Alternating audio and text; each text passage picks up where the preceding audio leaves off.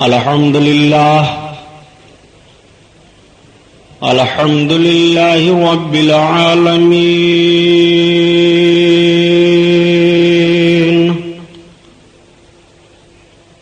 والصلاة والسلام على سيد المرسلين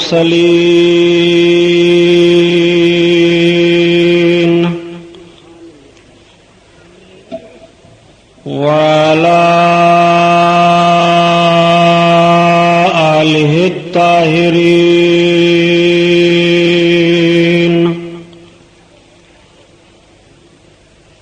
وأصحابه المطهرين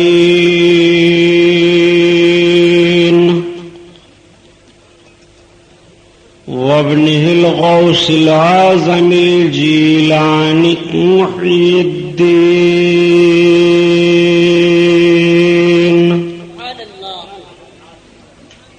وأهل بيته أجمعين، أما بعد، فأعوذ بالله من الشيطان الرجيم. بسم الله الرحمن الرحيم.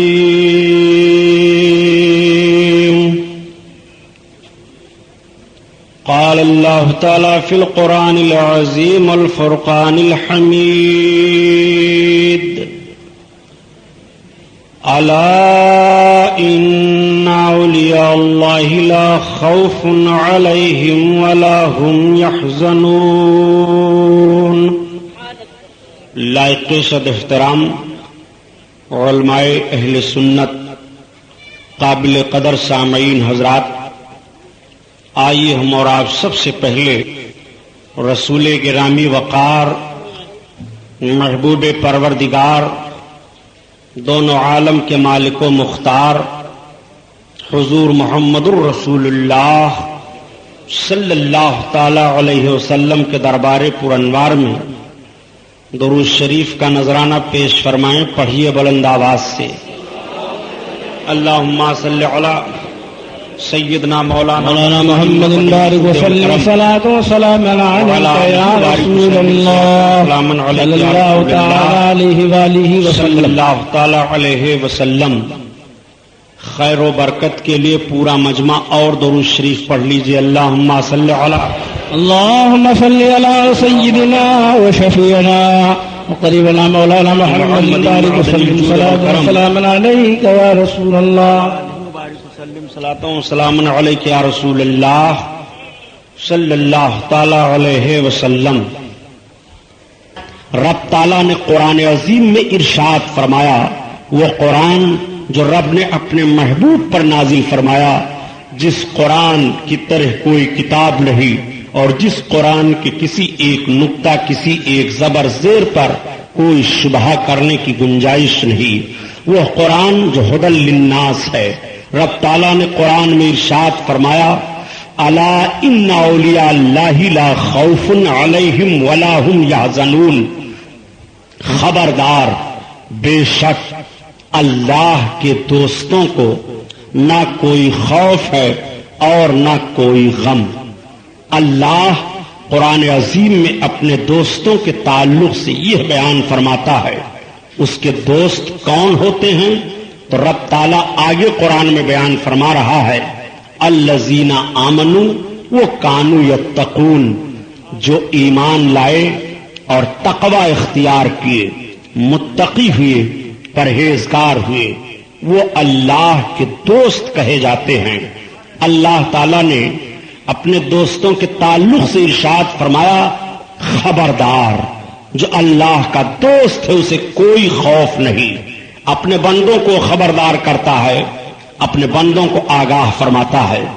بندوں، ہمارے بندوں میں وہ ہمارے بندے جو ہمارے دوست ہیں، ہمارے قریب ہیں، ہمارے محبوب ہیں، ان کے لیے کوئی خوف نہیں ہے، ان کے لیے کوئی خطرہ نہیں ہے، ان کے لیے کوئی غم نہیں ہے.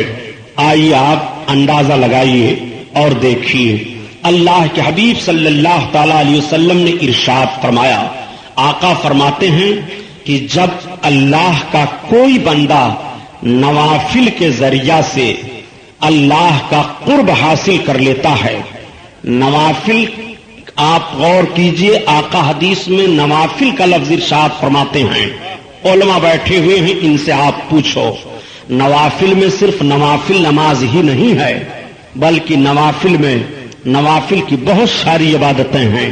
نوافل کے ذریعہ سے جب کوئی بندہ رب کا قرب حاصل کر لیتا ہے تو آقا ارشاد فرماتے ہیں کہ رب تعالیٰ اس کا ہاتھ ہو جاتا ہے جس سے وہ پکڑتا ہے، رب تعالیٰ اس کے پاؤں ہو جاتا ہے جس سے وہ چلتا ہے، رب تعالیٰ اس کی زبان ہو جاتا ہے جس سے وہ بولتا ہے، اللہ اس کی آنکھ ہو جاتا ہے جس سے وہ دیکھتا ہے۔ آپ تعجب کرو گے کہ سبحانی صاحب یہ کون سا جملہ بول رہے ہو؟ رب تعالیٰ تو آنکھ، ہاتھ، زبان، پاؤں ان ساری چیزوں سے پاک ہے، وہ تو بے عیب ہے، وہ جسم و جسمانیات سے پاک ہے، جسم و جسمانیات سے اس کا کوئی تعلق نہیں۔ آؤ پیارے اللہ کے حبیب کے ارشاد پر غور کرو، علماء اس کی تشریح فرماتے ہیں، آنکھ ہونے کا مطلب یہ ہے کہ رب تعالیٰ اپنی طاقت و قوت کا جلوہ اپنے اس محبوب بندے کی آنکھ میں ودیت فرما دیتا ہے، اب اس کا محبوب بندہ دیکھتا ہے تو گویا رب کا دیکھنا ہوا۔ رب تعالیٰ اپنی طاقت و قوت کا جلوہ اسے عطا کر دیتا ہے، اس کا چلنا رب کا چلنا، اس کا پکڑنا رب کا پکڑنا، اس کا بولنا رب کا بولنا۔ آقا ارشاد فرماتے ہیں، اتقوا بفراست المومن فإنہ ینظر بنور اللہ، مومن کے نور باطنی سے ڈرو، اس لیے کہ وہ اللہ کے نور سے دیکھتا ہے۔ سرکار ارشاد فرماتے ہیں کہ مومن کے نور سے وہ دیکھتا ہے۔ آئیے اس حدیث کا مطلب آپ کو میں عرض کرتا چلوں تاکہ آپ کی سمجھ میں بات آ جائے۔ اتقوا بفراست المومن فإنہ ینظر بنور اللہ، مومن کے فراست باطنی سے ڈرو، یعنی اس کے باریک بینی سے آپ ڈرتے رہو۔ اللہ کی اس حدیث کو پڑھا، وہ سوچنے لگا کہ اللہ کے رسول فرماتے ہیں کہ مومن کے نگاہ باطنی سے ڈرو، اس لیے کہ وہ اپنے نگاہ باطن سے نہیں دیکھتا ہے بلکہ اس کا دیکھنا اللہ کے نور سے دیکھنا ہوتا ہے۔ تو لاؤ میں دیکھوں کتنے مومن ہیں۔ اس نے اپنے لباس کو بدل لیا، لباس بدل کر کے جس کے سامنے جاتا کہتا اس حدیث شریف کا مطلب بتا دیجئے۔ اتقوا بفراست المومن فإنہ ینظر بنور اللہ، مومن کے نگاہ باطنی سے ڈرو اس لیے کہ وہ اللہ کے نور سے دیکھتا ہے۔ تو سارے لوگ اس کا ظاہری طور پر ترجمہ کر دیا کرتے تھے۔ وہ سوچتا تھا کہ یہ مومن نہیں ہیں، میں تو ظاہری طور پر مسلمان بنا ہوں، اندر سے یہودی ہوں، یہ میرے یہودیت کو دیکھ نہیں پا رہے ہیں اور ظاہری طور پر مجھ کو دیکھ کر کے کہہ دیا کرتے ہیں تم مسلمان ہو۔ یہ پوچھتے پوچھتے حضرت جنید بغدادی رضی اللہ تعالیٰ عنہ کی بارگاہ میں پہنچا۔ حضرت جنید بغدادی کے سامنے پڑھنا شروع کیا کہ حضور میں ایک حدیث کا مطلب پوچھنے آیا ہوں۔ آپ نے فرمایا کون سا مطلب، کون سی حدیث ہے، پڑھ اس کو۔ اس نے کہا اس حدیث کا ترجمہ آپ ہم کو بتا دیجئے۔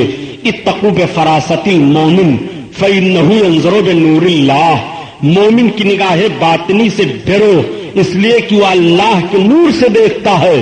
تو حضرت جنید بغدادی فرماتے ہیں کہ تو جیسے اپنا ظاہری لباس بنائے ہوئے ہے ایسے تو اندر سے بھی کلمہ پڑھ لے اور اندر سے بھی مسلمان ہو جا۔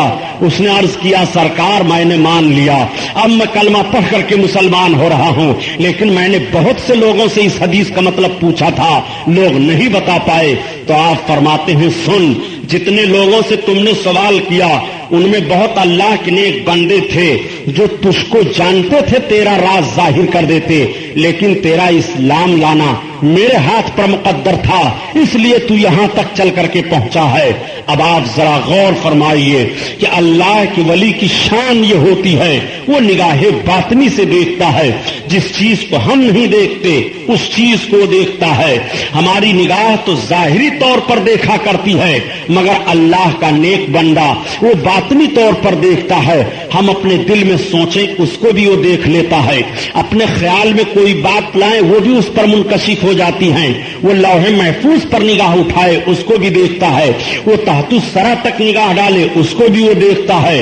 آپ تعجب کرو گے آخر ہماری بھی آنکھیں ہیں اور اس کی بھی آنکھیں ہیں، وہ بھی کھاتا پیتا ہے، میں بھی چلتا پھرتا ہوں، ہماری اور آپ کی اس کی نگاہ میں فرق کیا ہے؟ تو پیارے دوست فرق یہی ہے کہ اس نے رب کا قرب حاصل کر لیا ہے، اور جب اللہ کا بندہ رب کا قرب حاصل کرتا ہے، اس کا دوست ہو جاتا ہے، تو اس کے دل کی ایک عجیب کیفیت ہو جاتی ہے، اس کا دل صاف و شفاف آئینہ ہو جاتا ہے، اور اس کے دل پر عرفان کی بارش ہوتی ہے، اور جب عرفان کی بارش ہوتی ہے تو اس عرفان کے تعلق سے اس کی نگاہ روشن ہو جاتی ہے۔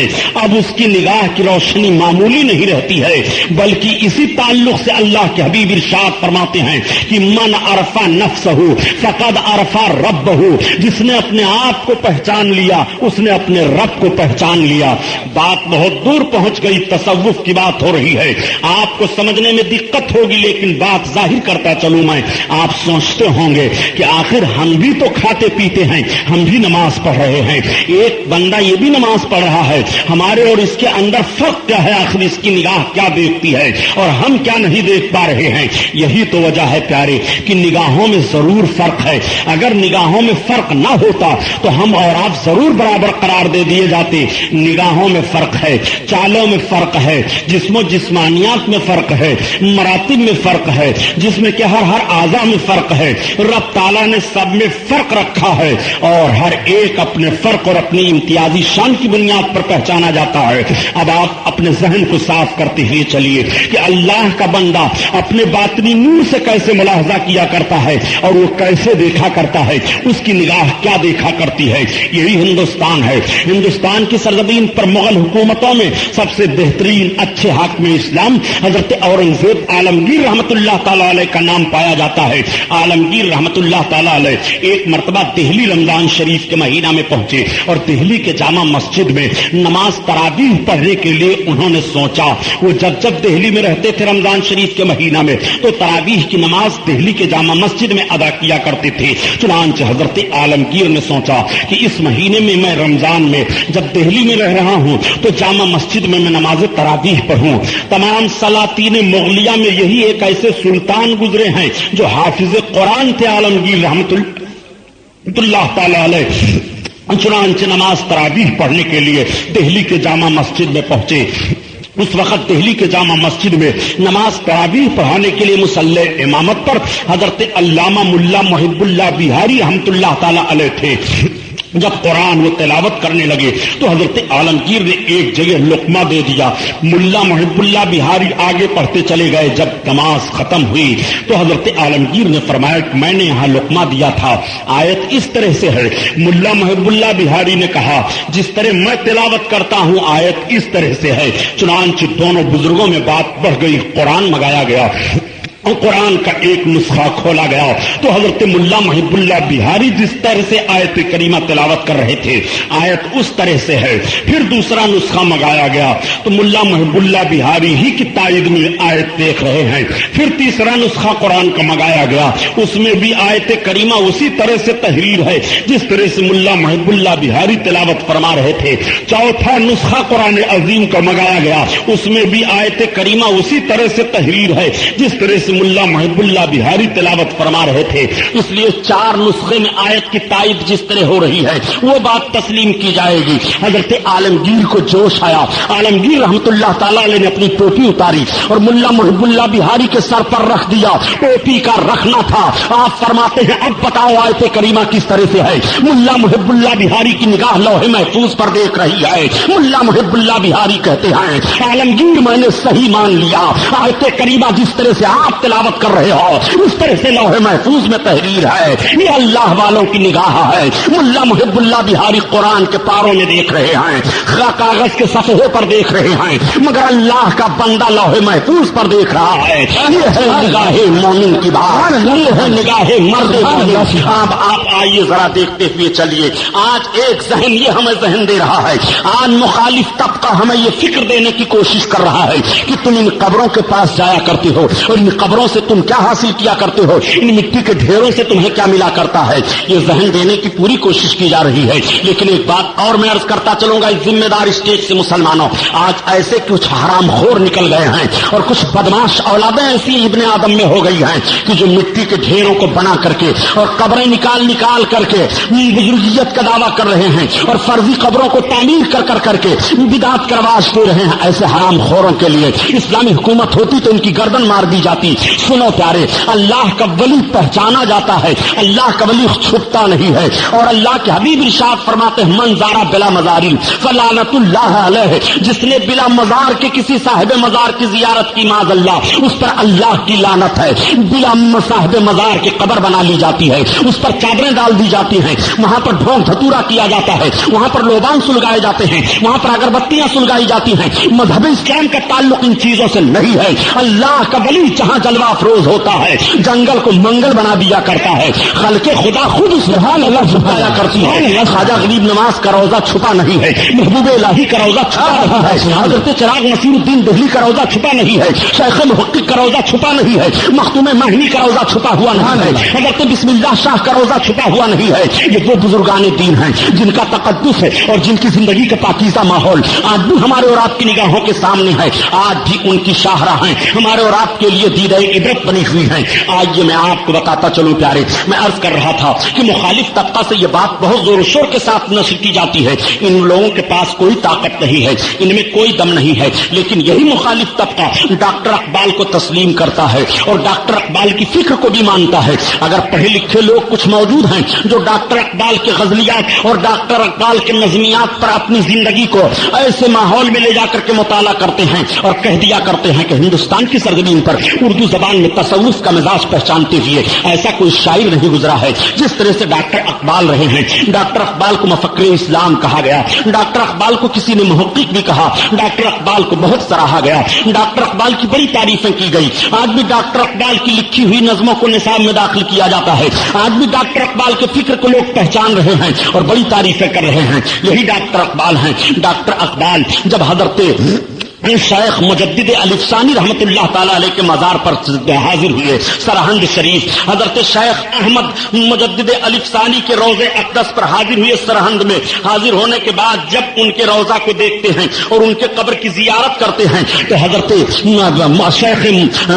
شیخ احمد سرہندی رحمت اللہ تعالیٰ علیہ کے روضہ کو دیکھ کر کے ڈاکٹر اقبال اشارہ کرتے ہیں کہ کوئی اندازہ کر سکتا ہے ان کے زور بازو کا، کوئی اندازہ کر سکتا ہے ان کے زور بازو کا. اس بات کو کس بنیاد پر کہا ڈاکٹر اقبال نے؟ یہی حضرت شیخ مجدد الف ثانی رحمت اللہ علیہ ہیں. حضرت شیخ مجدد الف ثانی کے شہزادوں کے استاد ملا طاہر تھے. ملا طاہر کو ایک روز حضرت شیخ مجدد نے دیکھا تو ان کی پیشانی پر لکھا ہوا تھا بدبخت. ملا طاہر کی پیشانی کو ملاحظہ کرنے کے بعد حضرت شیخ احمد مجدد الف ثانی نے اپنے بچوں سے کہہ دیا کہ تمہارے استاد کی پیشانی کو میں نے دیکھا، اس کی پیشانی پر بدبخت لکھا ہوا ہے. بچوں نے جا کر کے اپنے استاد سے بتا دیا کہ ابا حضور آج ایسے کہہ رہے تھے. ملا طاہر بہت ہی معتقد تھے مجدد الف ثانی کے، آئے اور قدموں پر گر پڑتے ہیں اور عرض کرتے ہیں کہ حضور آپ ایسا کیجئے، سرکار میرے لیے دعا فرما دیجئے، حضور آپ کی نگاہ باطنی نے دیکھ لیا ہے، میری بدبختی کے تعلق سے آپ دعا فرمائیں.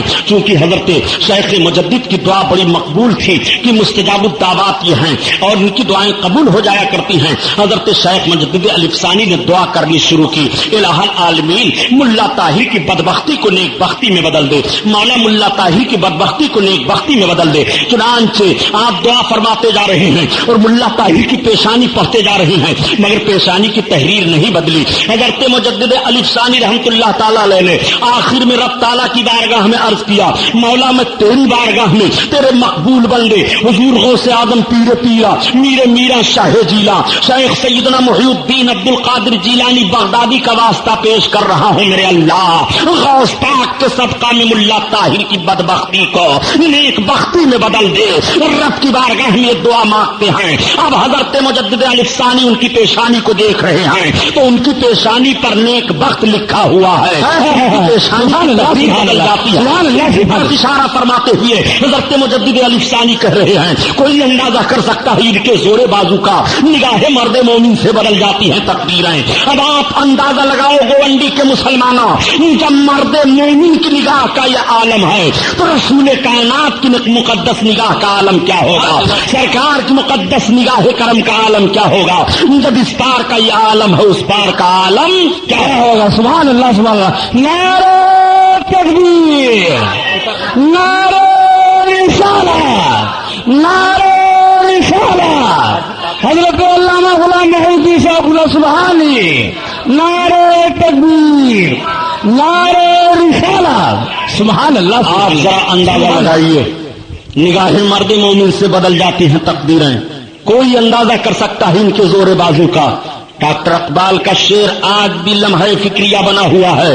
ڈاکٹر اقبال کے شعر کو پڑھنے کے بعد آپ اندازہ لگاؤ، نگاہیں مرد مومن سے بدل جاتی ہیں تقدیریں، مرد مومن کی نگاہ اللہ اکبر۔ اسی لیے تو بیکل بلرام پوری نے کہا، جب ان کے گادا بھر دیتے ہیں شاہان زمانہ کی جھولی، محتاج کا جب یہ عالم ہے مختار کا عالم کیا ہوگا، محتاج کا جب یہ عالم ہے مختار کا عالم کیا ہوگا۔ اور ایک بات اور عرض کرتا چلوں پیارے، گویا ڈاکٹر اقبال کا یہ عقیدہ ہے مرد مومن کی نگاہ سے تقدیر بدل جاتی ہے۔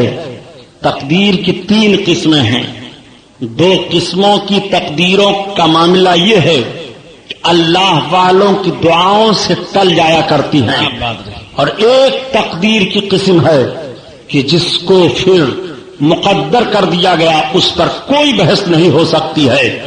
مثلا کسی کی روزی کم ہے، اللہ کا ولی دعا کر دے روزی بڑھ جائے، کوئی صاحب اولاد نہیں ہے، اللہ کا ولی دعا کر دے اولاد والا ہو جائے، کوئی بیمار ہے، اللہ والا دعا کر دو وہ اچھا ہو جائے۔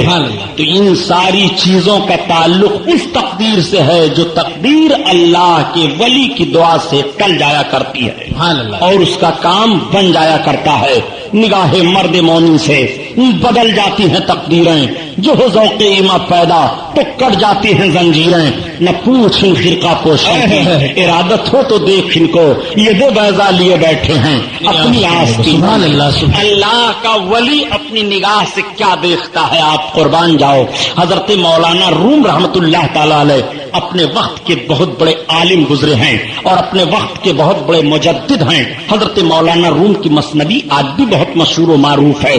مثنوی شریف بڑے دھوم دھام سے اہل علم میں مقبول ہے اور اہل علم میں مشہور ہے، لوگ بڑے ذوق و شوق کے ساتھ مثنوی شریف کو پڑھا کرتے ہیں۔ مولانا روم رحمت اللہ تعالی علیہ ایک مرتبہ اپنی درسگاہ میں بیٹھے ہوئے ہیں، آپ کے تمام شاگرد بیٹھے ہیں، قیل و قال کی بات ہو رہی ہے، بحث و تمہیس میں لوگ لگے ہوئے ہیں، کتابیں سامنے رکھی ہوئی ہیں۔ ایک اللہ کا بندہ پہنچ گیا اور پہنچنے کے بعد اس نے کہا، یا مولانا این چیز، اے مولانا صاحب یہ کیا ہے؟ تب تک حضرت مولانا روم بول پڑے، بابا باہر نکلو، این قالست تم نمی دانی، باہر چلے جاؤ، یہ سب قال ہے تم نہیں جانتے ہو، یہ سب علمی معاملہ ہے، تمہیں اس کے لیے کوئی علم نہیں ہے۔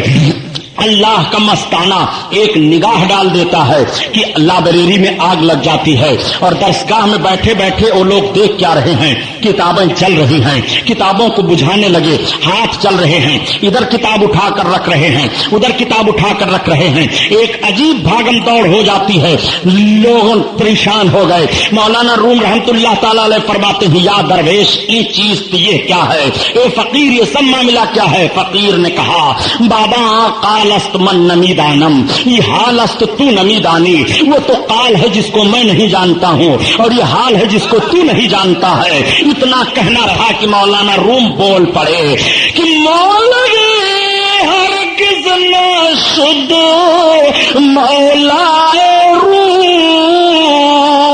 اور تا غلام شمس تب ریز نشو۔ مولانا روم اس وقت تک مولوی نہیں ہوئے جب تک شمس تبریز کے غلام نہیں بن گئے. یہ اللہ کا مقدس بندہ شمس تبریز کہلاتا ہے. اس کی نگاہ کا عالم یہ ہے. یہ قال است تو نمیدانی حال است من نمیدانم. یہ قال ہے تم نہیں جانتے ہو، وہ حال ہے جس کو میں نہیں جانتا ہوں. اور ذرا دیکھو اللہ کے ولیوں کو دیکھو.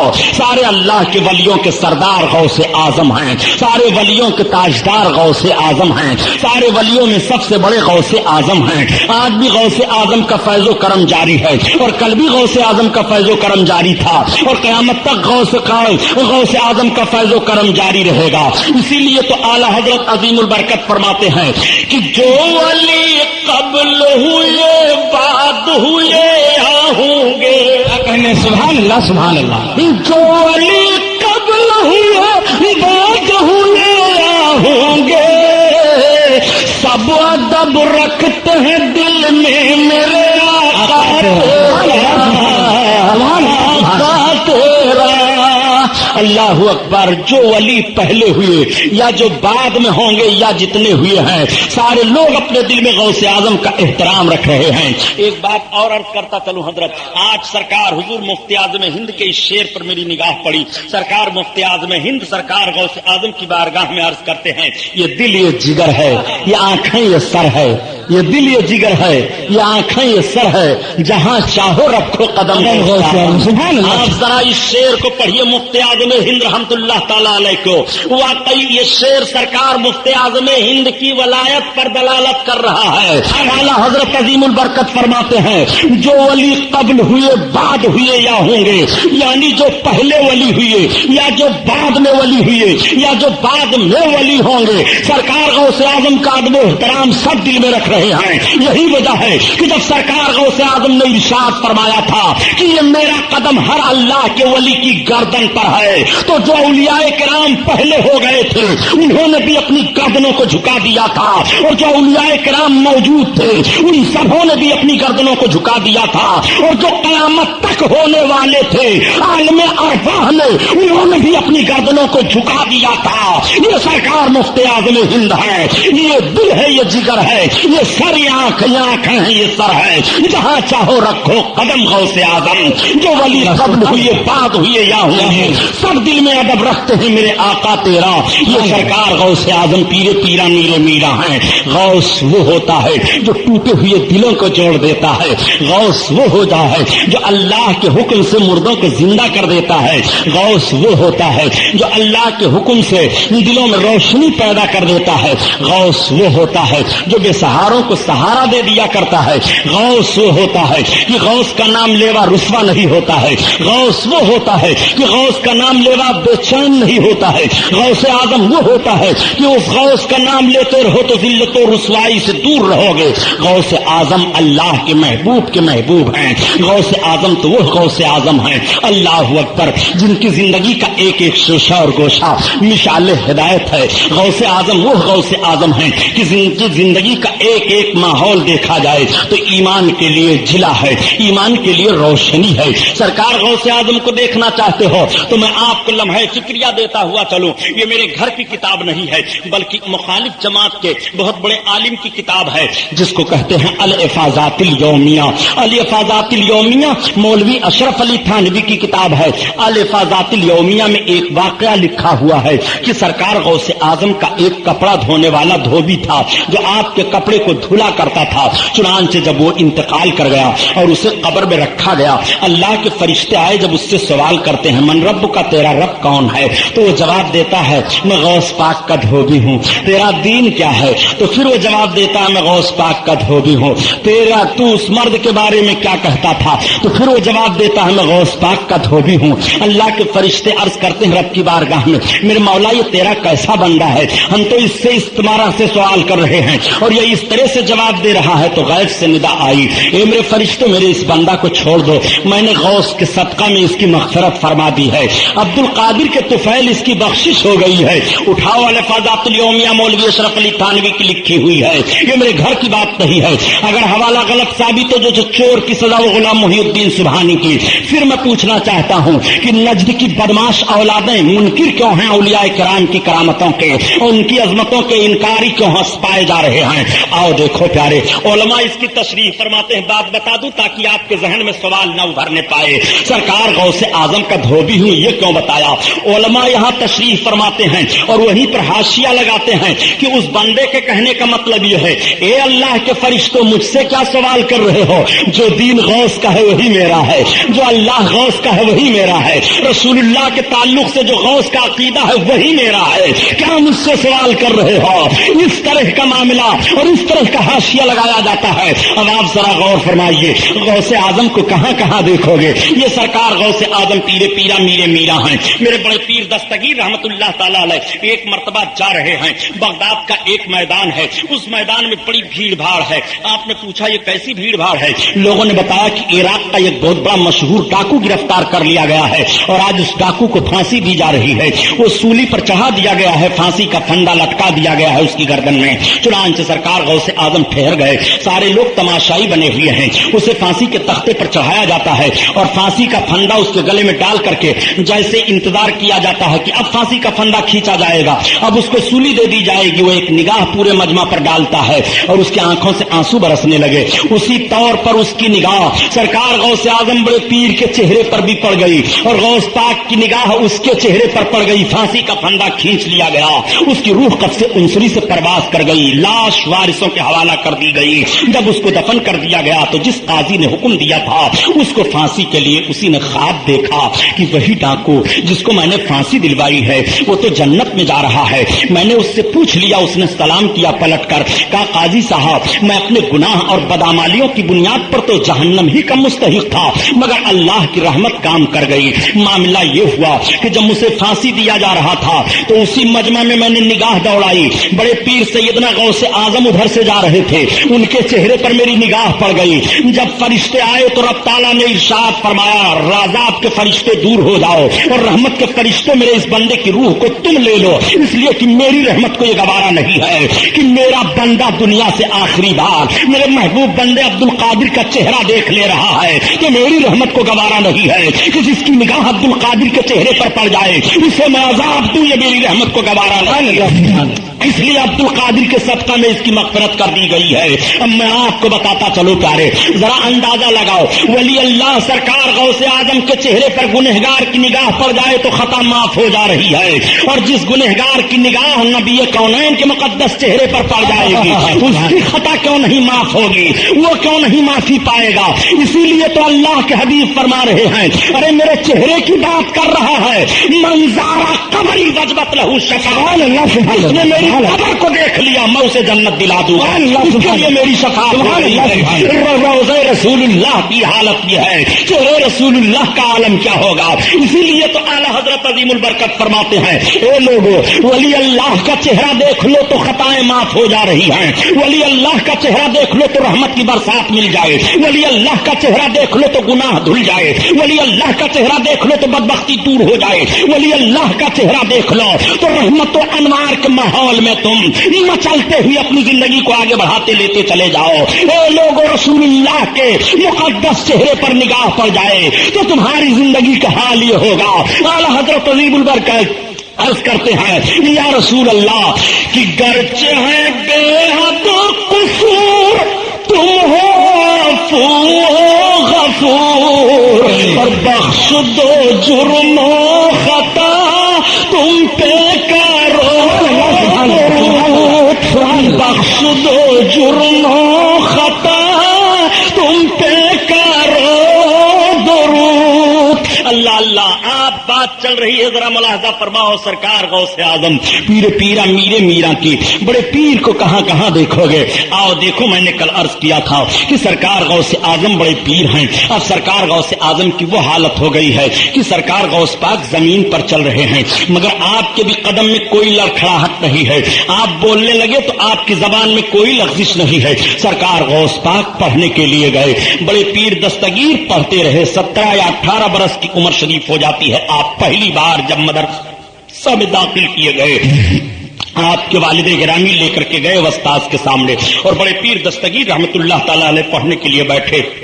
استاذ نے فرمایا بیٹا پڑھو بسم اللہ الرحمن الرحیم.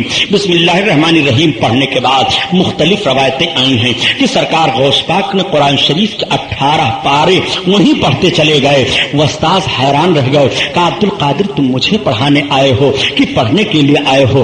اور آگے پڑھو. تو سرکار غوث پاک فرماتے ہیں میں نے کہا کہ مجھ کو صرف اتنے ہی یاد ہیں. میں جب اپنی ماں کے پیٹ میں تھا تو میری ماں 18 پارے کی حافظہ تھی. وہ قرآن کی تلاوت کرتی رہتی تھی. میں نے سن سن کر کے یاد کر لیا ہے. سرکار غوث پاک فرماتے ہیں کہ جب میں مدرسہ میں پہنچتا تو میرے استاذ مجھ کو بلاتے اور کہتے صحیح صحیح عبد القادر تم بتاؤ تم انسان ہو کہ جنون ہو؟ سرکار غوث پاک فرماتے ہیں میں ہنس پڑتا مجھے ہنسی آ جاتی اور میں اپنے استاذ سے کہتا نہیں میں انسان ہی ہوں. میں پیدا ہوا ہوں میرے باپ یہ ہیں میری ماں ہیں میرا یہ خاندان ہے. ایک روز سرکار غوث پاک فرماتے ہیں کہ میں اپنے مدرسے میں جیسے ہی گیا تب تک غیب سے ایک آواز آتی ہے اے بچوں اللہ کے ولی کے لیے راستہ خالی کر دو جگہ دے دو. آواز تو سنائی دیتی تھی لیکن آواز دینے والا دکھائی نہیں دیتا تھا. میرے لیے جگہ خالی کر دی جاتی تھی. تب میں نے جان لیا کہ میں اللہ کا ولی ہوں. سرکار غوث پاک فرماتے ہیں میں مدرسے سے چلا آ رہا تھا کہ ایک گائے جا رہی تھی بچے بھی جا رہے تھے. بچپن کے کھیل کود کا ماحول ہوتا ہے. سرکار بڑے پیر فرماتے ہیں کہ بچے کھیل کود رہے تھے. میرا بھی ذوق بڑھا. میں آگے بڑھ کر کے اس گائے کے دم کو پکڑ لیا. جیسے گائے کے دم کو پکڑا تب تک گائے گھوم پڑی اور اس نے میرا نام لے کر کے جیسے کوئی انسان بولتا ہے ایسے بولنے لگی. کہا اے عبد القادر تم کو اس کے لیے پیدا نہیں کیا گیا ہے. سرکار غوث پاک کہتے ہیں اس گائے سے انسان کی طرح سے اس طرح آواز سن کر کے میں کچھ خشیت محسوس کیا اپنے اوپر کچھ خوف محسوس کیا اور بھاگتا ہوا اپنی ماں کے پاس آیا اور ماں کی گود میں بیٹھ گیا. ماں نے مجھ کو گھبراتے ہوئے دیکھا. پوچھا بیٹا عبد القادر کیا بات ہے؟ تو میں نے ماں سے سارا واقعہ بیان فرما دیا. ماں نے میری پیشانی کو چوم لیا اور دعائیں دینے لگی. یہ سرکار پیرے پیرا میرے میرا غوث اعظم ہیں کہ بچپن میں ان کے لیے آواز آ رہی ہے عبد القادر تمہیں کھیلنے کے لیے نہیں پیدا کیا گیا ہے. اے اللہ کے نیک بندو اے بچوں اللہ کے ولی کے لیے راستہ دے دو. جب یہ مکتب میں جا رہے ہیں تو آواز آ رہی ہے. سرکار غوث اعظم بڑے پیر دستگیر فرماتے ہیں میں جدھر سے جاتا لوگ مجھ کو دیکھتے تو دیکھتے رہ جایا کرتے تھے. عمر کا حصہ اس طرح سے گزرتا چلا جا رہا ہے. والد گرامی کا انتقال ہو گیا. 17 یا 18 برس کی عمر سرکار غوث پاک کی ہو گئی. ماں کی خدمت کر رہے ہیں سرکار غوث پاک. ایک روز آپ نے اپنے دل میں سوچا کہ میں نے سنا تھا کہ مجھ کو ایک جانور نے کہا تھا عبد القادر تم کو اس کے لیے نہیں پیدا کیا گیا ہے لہذا مجھے خدمت دین کے لیے پیدا کیا گیا ہے اور خدمت دین بلا علم دین حاصل کیے ہوئے ٹھیک طور سے کوئی کر نہیں سکتا ہے. اس لیے مجھے علم دین حاصل کرنا چاہیے. اپنے ماں کے پاس آئے اور ماں کے پاس آنے کے بعد عرض کرتے ہیں امی. ماں نے کہا ہاں بیٹا. آپ عرض کرتے امی جان میری طبیعت یہ چاہتی ہے کہ میں علم دین حاصل کر لوں اس لیے مجھے آپ پڑھنے کی اجازت دے دیں. ماں نے فرمایا بیٹا اگر علم دین حاصل کرنا چاہتے ہو تو تمہیں پڑھنے کے لیے میری طرف سے اجازت ہے. سرکار غوث اعظم اب سوچنے لگے میں کہاں علم دین حاصل کرنے جاؤں. اس وقت بغداد اور نیشاپور یہ دو ایسے شہر تھے جو علم دین کے مرکز مانے جاتے تھے لیکن ان دونوں شہروں میں سب سے عظیم شہر اور علمی ماحول سے بغداد کی سرزمین ہے. سرکار غوث اعظم نے ارادہ فرما لیا کہ مجھے بغداد جانا ہے اور بغداد میں جا کر کے علم دین حاصل کرنا ہے. آج میں ان لوگوں سے پوچھنا چاہتا ہوں جو بغیر علم دین کے دعویٰ کرتے ہیں کہ میں اللہ کا ولی ہوں. ایسے لوگوں کو گردن کے مار دی جائے تلوار سے. تصوف کا دعویٰ یہ حرام خور کر رہے ہیں. انگوٹھیاں چند پہن لینے سے تصوف کی ہوا نہیں لگتی ہے. چھلے اور چوڑیاں پہننے سے تصوف کی ہوا نہیں لگتی ہے. زندگی بھر بدماشی کرتے رہو اور اس کے بعد بڑے بڑے بال رکھ کر کے بڑے بڑے بابا بن جاؤ اور کچھ ایجنٹوں کو فٹ کر لو اور کہہ دو ہم یہ کر ڈالتے ہیں ہم وہ کر ڈالتے ہیں. اور نماز تو دل میں پڑھنی چاہیے اور نماز پڑھنے سے کیا ہوتا ہے معاذ اللہ ابھی تک تو یہ خبیث گنہگار تھا، لیکن اب حالت بدل کر کے کافر ہو گیا۔ جو نماز کے تعلق سے اہانت کرے گا اس کا تعلق اسلام سے نہیں رہے گا۔ ولایت کی ہوا تمہیں نہیں لگ سکتی ہے اگر علم دین نہیں ہے۔ بغیر عالم دین ہوئے کوئی ولی ہو ہی نہیں سکتا ہے۔ علماء اہل سنت موجود ہیں، ان سے پوچھو، اب آپ سوال کرو گے مگر سبحانی صاحب بہت سارے ولیوں کی تاریخیں مل رہی ہیں کہ جنہوں نے مدرسے میں تعلیم نہیں حاصل کی ہے، جنہوں نے دستار نہیں لی ہے، جنہوں نے سند نہیں لی ہے، مگر انہیں اللہ کا ولی مانا جا رہا ہے۔ سن پیارے، اللہ تعالیٰ جب کسی اپنے بندے کو اپنا ولی بناتا ہے تو ولی بنانے سے پہلے اسے عالم دین بنا دیا جاتا ہے۔ وہ پہلے عالم دین بنتا ہے، اس کے بعد وہ ولی بنتا ہے۔ بغیر عالم دین بنے ہوئے وہ ولی ہو ہی نہیں سکتا ہے۔ ولایت کے لیے علم دین ضروری ہے۔ اسی لیے شیخ شادی رحمت اللہ تعالیٰ علیہ فرماتے ہیں کہ بغیر علم کے خدا کو نہیں پہچان سکتے ہو۔ اگر علم نہیں ہے تو تمہیں خدا کی شناخت نہیں ملے گی۔ اگر علم نہیں ہے تو تم خدا کو پہچان نہیں سکتے ہو۔ اگر علم نہیں ہے تم شریعت کے اصولوں سے واقف نہیں ہو سکتے ہو۔ اگر علم نہیں ہے تو حلال و حرام میں فرق نہیں محسوس کر سکتے ہو۔ اگر علم نہیں ہے تو منہیات سے، اور شریعت نے جن چیزوں کی اجازت دی ہے ان چیزوں کا علم تمہیں نہیں ہوگا، تمہیں ولایت کی ہوا کیسے لگے گی؟ آؤ ذرا دیکھو، سرکار غوث اعظم کے ذوق کو ملاحظہ فرماؤ۔ سرکار غوث اعظم کا ذوق بتا رہا ہے کہ تمہیں علم دین بڑھ کر کے حاصل کرنا چاہیے اور علم دین کے لیے ذوق اپنا بڑھانا چاہیے۔ سرکار غوث اعظم نے ماں سے اجازت لے لی ہے، ماں نے اجازت دے دی، بیٹا ٹھیک ہے ہم تمہیں اجازت دے رہی ہیں، ہم جاؤ علم دین حاصل کرنے کے لیے۔ سرکار غوث اعظم نے دیکھا کہ ایک تجارتی قافلہ بغداد کی طرف جا رہا ہے۔ اسی تجارتی قافلہ کے ساتھ چلنے کے لیے بڑے پیر دستگیر تیار ہو گئے۔ واقعہ سنانا مقصد نہیں ہے، بلکہ جو بات ذہن و فکر میں اتار کر کے نتیجہ سامنے پیش کر کے آپ کے ایمان کو ایک ایسی روشنی دینا چاہتا ہوں کہ جس میں آپ ایک عجیب ذوق اور کیف محسوس کریں، اس پر غور فرمائیے۔ سرکار بڑے پیر دستگیر جب تیار ہو گئے تو میں نے فرمایا بیٹا عبد القادر ادھر آؤ۔ اپنے ماں کے پاس گئے، ماں نے کہا یہ 40 دینار ہیں، لے لو، تمہارے باپ کے ترکے سے 80 دینار مجھے ملے ہیں، تو 40 تو تمہارے بھائی احمد کے لیے ہیں اور یہ 40 تمہارے لیے ہیں۔ آپ نے فرمایا امی جان اس کو محفوظ جگہ پر کر دیجئے۔ چنانچہ آپ کی صدری میں، آپ کے ایبا میں، آپ کی ماں نے ان 40 دینار کو رکھ کر کے ایک تھیلی بنا کر کے اس میں سل دیا۔ سرکار غوث اعظم نے اس کو زیبتن فرما لیا اور زیبتن کر کے اب اس تجارتی قافلہ کے ساتھ چلنے لگے۔ ماں کے قدم کا بوسہ لیا، ماں کو سلام کیا، ماں نے دعاؤں کی چھاؤں میں اپنے شہزادے کو رخصت کیا۔ وقت کا غوث علم دین حاصل کرنے کے لیے آبادی سے باہر نکل رہا ہے، اور جب آبادی سے باہر نکلنے لگے تو ماں نے کہا بیٹا عبد القادر ایک وصیت میں تم سے کرتی ہوں۔ ماں کون سی وصیت ہے؟ بیٹا ایک وصیت ہماری سنتے جاؤ۔ آپ فرماتے ہیں امی جان بتاؤ کون سی وصیت ہے؟ ماں نے اپنے بیٹے کی پیشانی کا بوسہ لیتے ہوئے کہا بیٹا عبد القادر کبھی جھوٹ نہ بولنا۔ ماں وصیت کر رہی ہیں بیٹا عبد القادر کبھی جھوٹ نہ بولنا۔ ذرا ماں کی نگاہ بھی ملاحظہ فرمائیے۔ آج کیا آپ بھی اپنے بچوں کو تاکید کرتے ہو کہ جھوٹ نہ بولنا؟ کیا آج بھی آپ مزاج دیتے ہو کہ جھوٹ نہ بولنا؟ خدا کی قسم اے مسلمانوں، جھوٹ گناہ کے جڑوں کی سب سے پہلی جڑ ہے اور جھوٹ تمام گناہوں کی ماں ہے۔ جھوٹ ایک ایسا گناہ ہے، ایک ایسا گناہ ہے کہ جب جھوٹ سماج میں رائج ہو جاتا ہے تو قوم کی زندگی تباہ و برباد ہو جاتی ہے۔ جب جھوٹا آدمی ہو جاتا ہے تو اس کی روزی کم ہو جاتی ہے۔ جب جھوٹا آدمی ہو جاتا ہے اس کے چہرے کی رونق بگڑ جاتی ہے۔ جب جھوٹ بولا کرتا ہے تو سماج میں انتشار پھیل جاتا ہے۔ جب وہ جھوٹ بولا کرتا ہے تو تجارت کی ترقیاں رک جایا کرتی ہیں۔ جب وہ جھوٹ بولتا ہے تو بارش روک دی جاتی ہے۔ جب وہ جھوٹ بولتا ہے تو امن و امان اٹھ جایا کرتا ہے۔ جب وہ جھوٹ بولتا ہے تو ماحول خراب ہو جایا کرتا ہے۔ مرد مومن جھوٹا نہیں ہوتا، اسی لیے اللہ کے رسول صلی اللہ علیہ وسلم کی بارگاہ میں صحابہ موجود تھے تو ایک مرتبہ صحابیوں نے عرض کیا تھا یا رسول اللہ کیا مومن بزدل ہو سکتا ہے؟ آقا نے فرمایا ہاں مومن بزدل ہو سکتا ہے۔ سرکار سے صحابہ نے پوچھا یا رسول اللہ کیا مومن بخیل بھی ہو سکتا ہے؟ آقا نے فرمایا ہاں مومن بخیل ہو سکتا ہے۔ آقا سے صحابہ نے عرض کیا یا رسول اللہ کیا مومن جھوٹا ہو سکتا ہے؟ آقا فرماتے ہیں لا، مومن جھوٹا نہیں ہو سکتا۔ وہ پھانسی کے پھندے پر چڑھ جائے گا جھوٹ نہیں بولے گا، تلوار کی چھاؤں میں زندگی گزار لے گا جھوٹ نہیں بولے گا، پھانسی کا پھندا چوم لے گا جھوٹ نہیں بولے گا، فاقے سے زندگی گزار لے گا جھوٹ نہیں بولے گا، جیل کی ہتکڑی پہن لے گا جھوٹ نہیں بولے گا، جیل کی سلاخوں میں زندگی گزارنے کے وہ اپنے ایام طے کر لے گا مگر وہ جھوٹ نہیں بولے گا۔ اے مسلمان نبی کے فرمان پر غور کر لے، نبی کونین ارشاد فرما رہے ہیں مرد مومن جھوٹ نہیں بولتا ہے۔ اگر تمہاری زبان سے جھوٹ نکل جائے تو تم اپنے آپ کو اس حدیث کی روشنی میں فیصلہ لے لو، تم مومن ہو کہ نہیں، تمہارا ایمان سلامت رہ گیا کہ نہیں۔ آج کس بے باکی سے لوگ جھوٹ بول دیا کرتے ہیں اور کس طرح سے ہنسی مذاق میں جھوٹ کہہ دیا کرتے ہیں اور کہتے ہیں تو میں نے مذاق کے طور پر کہہ دیا تھا۔ اگر جان بوجھ کر کے یہ جملہ کہہ رہے ہو تو کفر ہے اور لا علمی میں کہہ رہے ہو تو حرام ہے۔ نادان رب کے محبوب ارشاد فرماتے ہیں کہ جھوٹے کی روزی کم کر دی جاتی ہے، اور تیرا عقیدہ بن رہا ہے کہ معاذ اللہ ہماری تجارت جھوٹ سے چل رہی ہے۔ یہ عقیدہ شیطانی عقیدہ ہے، یہ جملہ شیطانی جملہ ہے۔ خبردار اپنی زبان پر کبھی بھی یہ جملہ نہ لانا کہ مولانا اس دور میں اگر جھوٹ نہ بولوں تو روزی نہیں چلے گی، اس دور میں جھوٹ نہ بولوں تو کھانے بغیر مر جاؤں گا۔ لا حول ولا قوت الا باللہ، لعنت اللہ علی الکاذبین، جھوٹوں پر اللہ کی لعنت ہو۔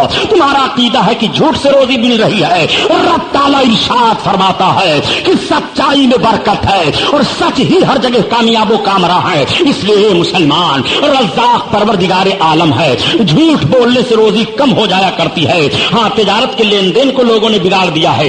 آج کس طرح سے ماحول خراب کر دیا گیا ہے، اور کس طرح سے جھوٹ کے ماحول میں لوگ اپنے آپ کو بچ نہیں پا رہے ہیں اور اپنے ایمان و عقیدہ کو خراب کر رہے ہیں۔ اس لیے خبردار کبھی بھی اپنی زبان پر جھوٹ نہ آنے دیجیے گا۔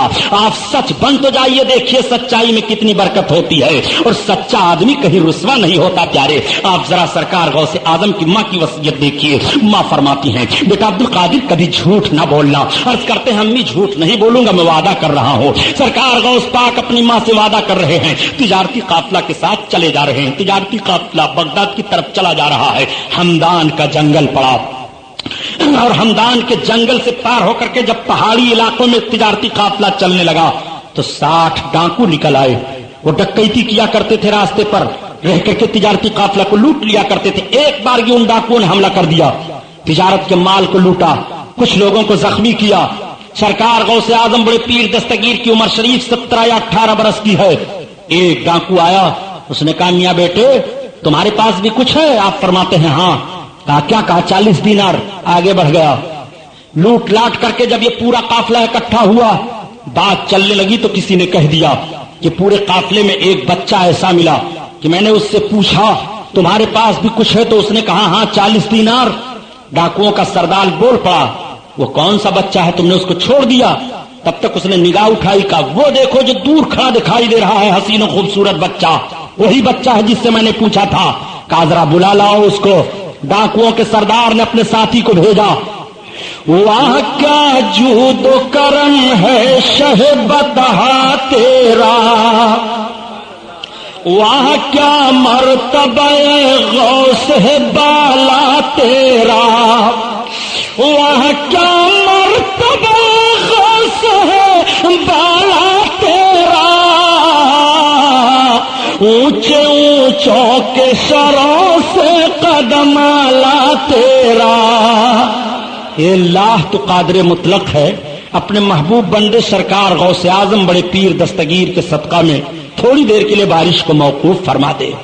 مولا تو رحیم ہے، کریم ہے، الہ العالمین تو قادر مطلق ہے، تیرے محبوب کا واسطہ تیری بارگاہ میں پیش کیا جا رہا ہے، مدینہ کے تاجدار کا اللہ تھوڑی دیر کے لیے بارش کو موقوف فرما دے۔ یہی سرکار غوث اعظم ہیں، بڑے پیر دستگیر غوث اعظم تقریر فرما رہے تھے اپنی خانقاہ میں، 70,000 کا مجمع تھا، بارش آ گئی۔ سرکار غوث اعظم رب کی بارگاہ میں عرض گزار ہوئے، اے میرے مولا میں تیرے ذکر کے لیے تیرے بندوں کو اکٹھا کر رہا ہوں، اور الہ العالمین تو بکھیر رہا ہے۔ مولا نے اپنے محبوب بندے عبد القادر کی دعا کو قبول فرما لیا۔ ارد گرد تو بارش ہوتی رہی، مگر سرکار غوث پاک کی خانقاہ سے بارش بند ہو گئی۔ اے اللہ وہی واسطہ تیری بارگاہ میں پیش کیا جا رہا ہے۔ مولا ہم تو سیاکار ہیں، گناہگار ہیں، مگر تیرے جس محبوب بندے کا واسطہ تیری بارگاہ میں پیش کیا جا رہا ہے وہ تو تیری بارگاہ میں مقبول ہیں۔ مولا وہ تو تیری بارگاہ میں محبوب ہیں۔ اے اللہ ان کی نیکیوں کو تو نے قبول فرمایا ہے۔ اے اللہ تیرے محبوب صلی اللہ تعالی علیہ وسلم نے بھی تیری بارگاہ میں دعا مانگی تھی، لا علینا حوالینا، اے اللہ ہم پر بارش نہ ہو، ہمارے ارد گرد ہو۔ جب آقا صلی اللہ تعالی علیہ وسلم سے صحابی نے عرض کیا تھا، یا رسول اللہ اب ہمارے مکانات گرنے لگے، اب ہمارے جانور ہلاک ہونے لگے، بارش بہت ہو رہی ہے، تو آقا نے دعا مانگی، اے اللہ ہم پر بارش نہ ہو، ہمارے ارد گرد ہو۔ تو سرکار کی یہ دعا قبول ہوئی، مدینہ طیبہ میں بارش نہیں ہو رہی تھی اور پہاڑیوں پر بارش ہو رہی تھی۔ تو رب تعالیٰ قادر مطلق ہے، وہ چاہے تو اپنے محبوبوں کے صدقہ میں ہمیں اور آپ کو اتنا وقت دے دے کہ ہم اس کا ذکر کر لیں اور ہماری خطائیں معاف ہو جائیں. سرکار غوث اعظم کے صدقہ میں ہم تیری بارگاہ میں عرض کر رہے ہیں, الہ العالمین بڑے پیر کا صدقہ عطا فرما دے, مولا غوث کا صدقہ عطا فرما دے. یا اللہ تیرے محبوب بندے غوث کے وسیلے سے تیرا ذکر ہو رہا ہے پروردگار, ہم تو سیاکار ہیں, ہماری کوئی رسوائی نہیں ہوگی, مگر یا اللہ تیرے نیک بندوں کے نام کی بات آئے گی کہ تیری بارگاہ میں تیرے نیک بندے مقبول ہیں, ان کا وسیلہ پیش کیا گیا, اے میرے مولا قبول فرما لے. درود پاک پڑھو, اللہم صلی علی سیدنا مولانا محمد معدن الکرم وعلی آلہ وبارک وسلم. صلاۃ و سلام علیک یا رسول اللہ صلی اللہ تعالی علیہ وسلم. ایک مرتبہ اور محبت سے درود پڑھ لو, اللہم صلی علی سیدنا مولانا محمد معدن الجود والکرم وعلی آلہ وبارک وسلم. صلاۃ و سلام علیک یا رسول اللہ صلی اللہ تعالی علیہ وسلم. میں عرض کر رہا تھا پیارا ہے, سرکار غوث اعظم پیر پیرا میرے میرا کی طرف اشارہ کرتے ہوئے اس ڈاکو نے کہا وہ بچہ کھڑا ہوا ہے. چنانچہ ڈاکو نے اپنے ایک ساتھی کو بھیجا, جاؤ بچے کو بلا لاؤ. سرکار غوث پاک کے قریب گیا, اس نے کہا چلو ہمارا سردار تمہیں بلاتا ہے. بڑے پیر دستگیر سامنے آئے, اس نے سرکار غوث پاک کا چہرہ دیکھا, بڑا حسین و جمیل چہرہ ہے, بڑا اچھا چہرہ دکھائی دے رہا ہے. کہا بیٹا تمہارے پاس کچھ ہے؟ آپ نے فرمایا ہاں میرے پاس 40 دینار ہیں. کہاں ہے 40 دینار؟ آپ نے فرمایا میری ایبا میں ہیں. کہا ایبا کو اتارو. چنانچہ آپ نے اپنی صدری کو اتار دیا اور صدری کے سیون کو توڑا گیا تو اس میں سے 40 دینار زمین پر گر پڑے. ڈاکو نے پوچھا, کہا لوگ تو چوروں سے اپنے مال کو چھپایا کرتے ہیں, بیٹا تم نے اپنے مال کو کیوں نہیں چھپا لیا؟ اگر تم چھپاتے تو تمہارا مال بچ جاتا. تو آپ فرماتے ہیں کہ میری ماں نے جب مجھے رخصت کیا تھا تو وصیت کی تھی کہ عبد القادر کبھی جھوٹ نہ بولنا. اگر میں کہہ دیتا میرے پاس مال نہیں ہے تو جھوٹ ہو جاتا. میں نے اپنے ماں سے وعدہ کیا تھا. اس جملے کو بڑے پیر نے ایسے انداز سے ادا کیا کہ ڈاکو کے ہاتھ سے تلوار چھوٹ جاتی ہے. اس نے کہا بیٹا آپ اپنا ہاتھ سامنے بڑھاؤ اور مجھے توبہ کرا لو. تم نے تو اپنی ماں سے وعدہ کیا ہے, ماں کا وعدہ تمہیں یاد ہے, اور میں نے اپنے رب سے وعدہ کیا تھا. میں اپنے رب کے وعدہ کو توڑ چکا ہوں, میرے مولا مجھے معاف کر دے. الہ العالمین میں چوری نہیں کروں گا, معاف کر دے. مولا میں گناہ نہیں کروں گا, مجھے معاف کر دے.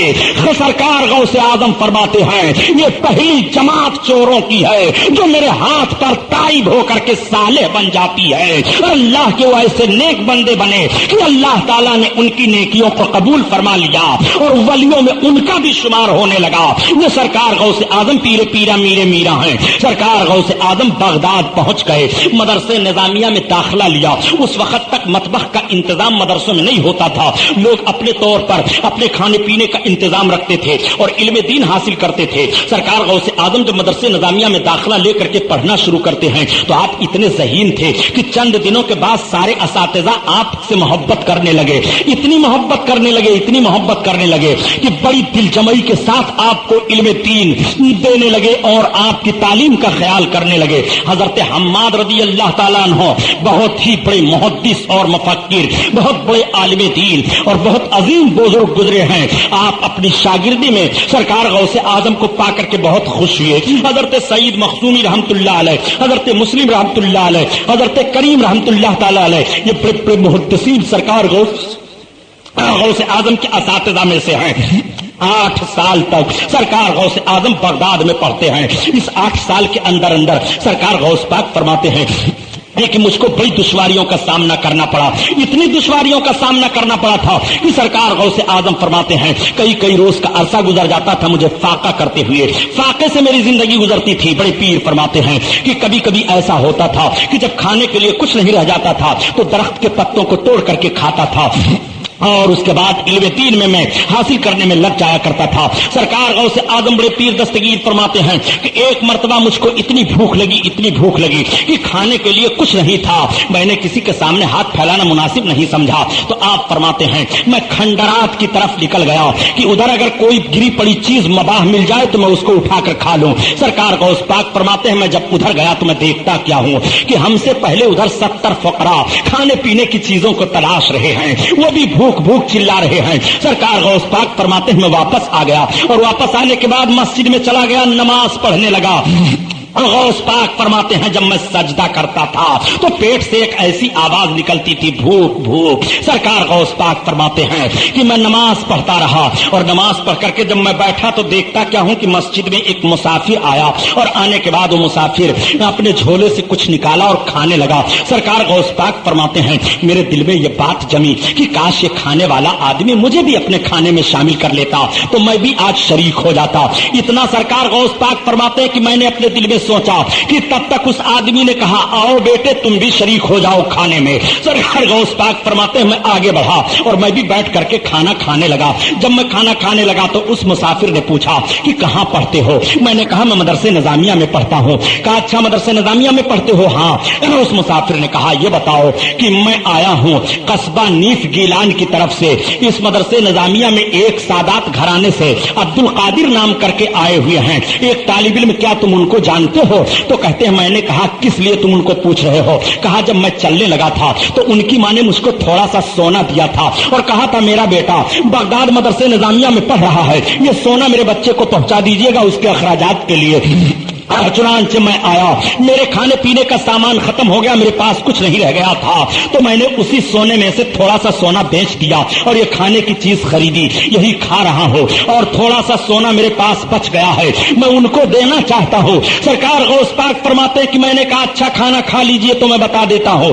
جب کھانا کھا چکے تو بڑے پیر فرماتے ہیں جس عبد القادر کا پتہ تم پوچھ رہے ہو وہ عبد القادر میں ہی ہوں، اس نے میری پیشانی کا بوسہ لے لیا۔ اب ذرا سرکار غوث اعظم کو دیکھو، سرکار غوث اعظم کا دل اگر مائل ہوتا ہے تو اس کھانے کی طرف مائل ہوتا ہے جو انہی کے رقم سے خریدا ہوا کھانا ہے، کسی اور کا کھانا نہیں ہے۔ اللہ تعالیٰ نے اپنے محبوب بندے سرکار غوث اعظم کی کس کس طرح سے حفاظت فرمائی ہے۔ سرکار غوث اعظم فرماتے ہیں میں 8 سال تک بڑی محنت و مشقت سے علم حاصل کرتا رہا، اور جب سرکار غوث اعظم پڑھ کر کے فارغ ہوئے، اللہ اکبر، تو اتنا مضبوط علم تھا کہ سرکار غوث اعظم کو چند ہی دن کے بعد عراق کا مفتی اعظم کہا جانے لگا۔ سرکار غوث پاک فرماتے ہیں جب میں پڑھ کر کے فارغ ہو گیا تو عبادت و ریاضت اور مجاہدہ کے لیے میں نکل پڑا، عراق کے جنگلوں میں گھومتا رہا، چلتا رہا۔ سرکار غوث پاک فرماتے ہیں 12 برس تک میں دوڑتا رہا، نماز کا وقت ہوتا تو رک کر کے نماز پڑھ لیا کرتے، بقیہ جنگلوں میں دوڑتے رہتے تھے۔ سرکار غوث اعظم نے عہد کر لیا کہ جب تک میرا رب نہیں مجھے کھلائے پلائے گا تب تک عبد القادر کے منہ میں ایک لقمہ بھی نہیں جا سکتا ہے۔ غوث پاک فرماتے ہیں کہ اتنی بھوک کی شدت تھی کہ میں پڑا ہوا تھا، تب تک ایک صاحب آئے اور آنے کے بعد کہنے لگے اٹھو عبد القادر کھا لو۔ میں نے کہا نہیں، جب تک میرا رب مجھے نہیں کھلائے گا میں کھاؤں پیوں گا نہیں۔ ایک بزرگ حضرت سعید مخصومی رحمت اللہ تعالیٰ علیہ آئے اور آپ فرماتے ہیں عبد القادر اٹھو۔ سرکار غوث اعظم کو اٹھایا جا رہا ہے اور آپ فرماتے ہیں عبد القادر یہ لے لو، یہ رب تعالیٰ تمہیں عطا فرما رہا ہے۔ تو سرکار غوث اعظم نے لیا اور کھانا شروع فرما دیا۔ اعلیٰ حضرت عظیم البرکت اسی کو بیان فرماتے ہیں کہ قسم دے دے کے کھلاتا ہے پلاتا ہے تمہیں، قسم دے دے کے کھلاتا ہے پلاتا ہے تمہیں، پیارا اللہ تیرا چاہنے والا تیرا، پیارا اللہ تیرا چاہنے والا تیرا۔ اللہ اللہ، وہ سرکار غوث اعظم ہیں حضرت ابو سعید مخصومی رحمت اللہ تعالیٰ علیہ۔ سرکار غوث اعظم کو اپنے گھر لائے اور لانے کے بعد اپنی دستار دیتے ہیں اور اپنی عبا پہنا دیتے ہیں اور ارشاد فرماتے ہیں بیٹا عبد القادر لو، جو اللہ کے حبیب کی امانتیں ہمارے پاس نسلن بعد نسلن تھی وہ ساری میں تمہیں سونپ رہا ہوں۔ سرکار غوث اعظم کو اسی تاریخ سے بغداد کی سرزمین پر رہنا پڑا۔ سرکار غوث اعظم جب رہنے لگے تو آپ نے ایک مدرسہ قائم کیا جس کو مدرسہ قادریہ کہا جاتا ہے، جو آج بھی بغداد کی سرزمین پر غوث اعظم کی خانقاہ کے پاس موجود ہے۔ سرکار بڑے پیر دستگیر رضی اللہ تعالیٰ عنہ فرماتے ہیں کہ میں سویا ہوا تھا تو میں نے خواب دیکھا، حضرت مولا کائنات علی رضی اللہ تعالیٰ عنہ آئے اور فرماتے ہیں بیٹا عبد القادر تم بغداد میں واز کیوں نہیں کرتے، تم تقریر کیوں نہیں کرتے ہو؟ میں نے عرض کیا حضور میں کیسے تقریر کروں، بغداد کی سرزمین پر بڑے بڑے فصحا اور بلغا ہیں۔ آپ فرماتے ہیں اچھا منہ کھولو۔ چنانچہ میں نے منہ کھول دیا۔ سرکار بڑے پیر دستگیر فرماتے ہیں کہ 6 مرتبہ حضرت علی نے میرے منہ میں اپنے لعاب کو ڈال دیا. آقا کریم صلی اللہ علیہ وسلم کو میں نے خواب میں دیکھا. آقا فرماتے ہیں بیٹا عبد القادر تم واز کیوں نہیں کہتے ہو؟ آپ نے عرض کیا حضور جد امجاد سرکار میں واز کیسے کہوں بڑے بڑے خطیبوں اور فصحاء و بلغا کے سامنے.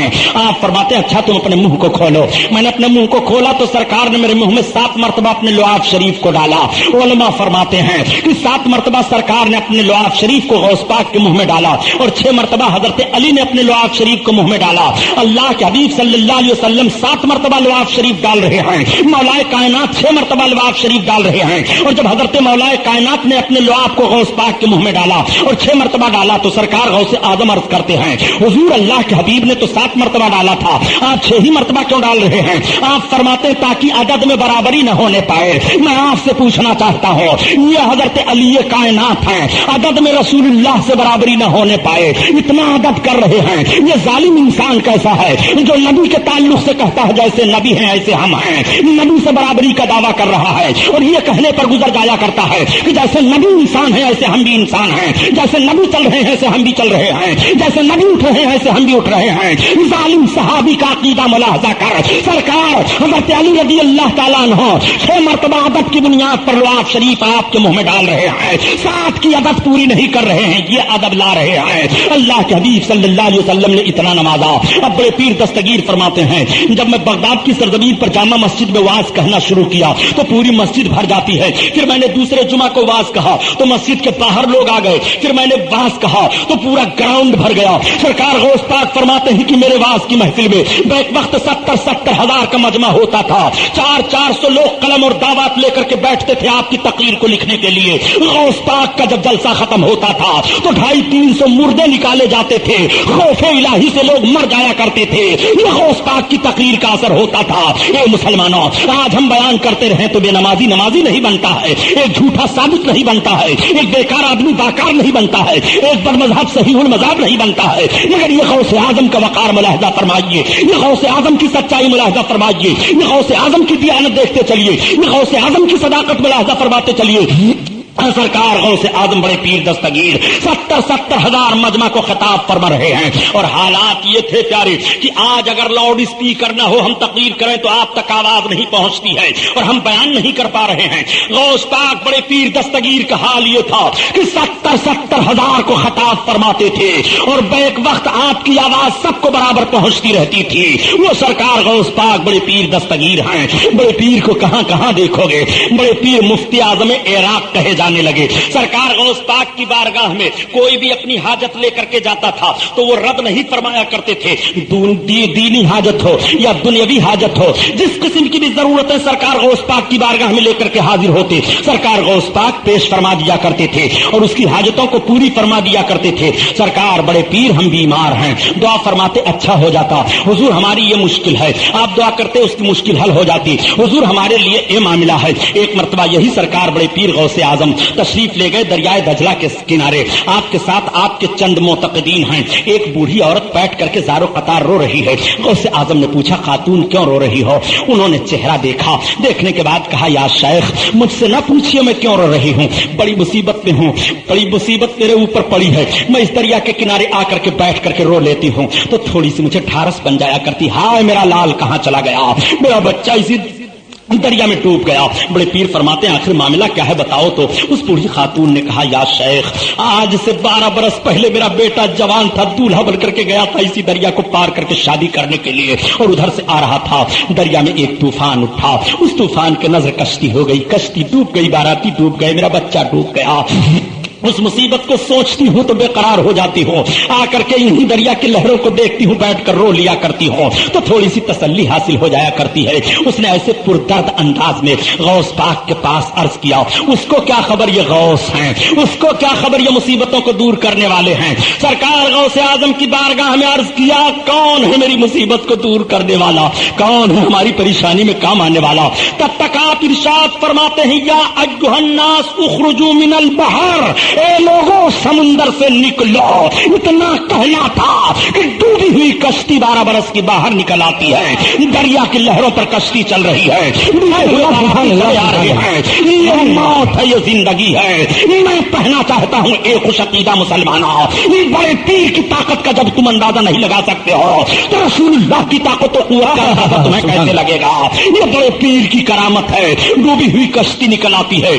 ذرا 12 برس کا اندازہ آپ لگائیے، 12 برس تک جو دریا میں ڈوبا رہے اس کے جسم کا حال کیا ہوگا، اس کی ہڈیوں کا حال کیا ہوگا، اس کے سارے ماحول کا حال کیا ہوگا۔ لیکن نہیں، دیکھو یہ اللہ کے ولی سرکار غوث اعظم ہے، مقدس زبان سے بات نکلتی ہے اور اب تعالیٰ جو ماپ کے پیٹ میں بندے کو وجود دے دیتا ہے۔ کشتی ڈوبی ہوئی ہے سمندر میں، سمندر کی لہروں اور سمندر کے تھپیڑوں پر کشتی چلی آ رہی ہے، وہ پانی کے اندر سے رب تعالیٰ ان اپنے بندوں کو نکال رہا ہے اپنے محبوب بندے کے عرض کرنے پر۔ سرکار غوث اعظم پیر پیرا وہ ہیں، وہی نکلنے والا دولہا آج کبیر الدین دریائی دولہا کے نام سے مشہور ہیں۔ پوری تاریخ اٹھا کر کے پڑھ ڈالو، یہ سرکار غوث اعظم بڑے پیر کی کرامت سے زندہ ہوئے تھے۔ اللهم صل على سيدنا مولانا محمد شفيعنا وقريبنا مولانا محمد بارك وسلم صلاة وسلام علیہ صلی اللہ تعالی علیہ وسلم۔ صلی اللہ تعالی۔ سنیے سرکار غوث اعظم بڑے پیر دستگیر کے تعلق سے آج کچھ لوگ بڑی ٹھٹائی سے کہہ دیا کرتے ہیں، یار تم لوگ اللہ والوں سے اعتقاد رکھا کرتے ہو اور ان سے مانگا کرتے ہو، یہ تمہیں کیا دے سکتے ہیں؟ پاگل ہو تم، یہ تو واقعی کچھ نہیں دے سکتے۔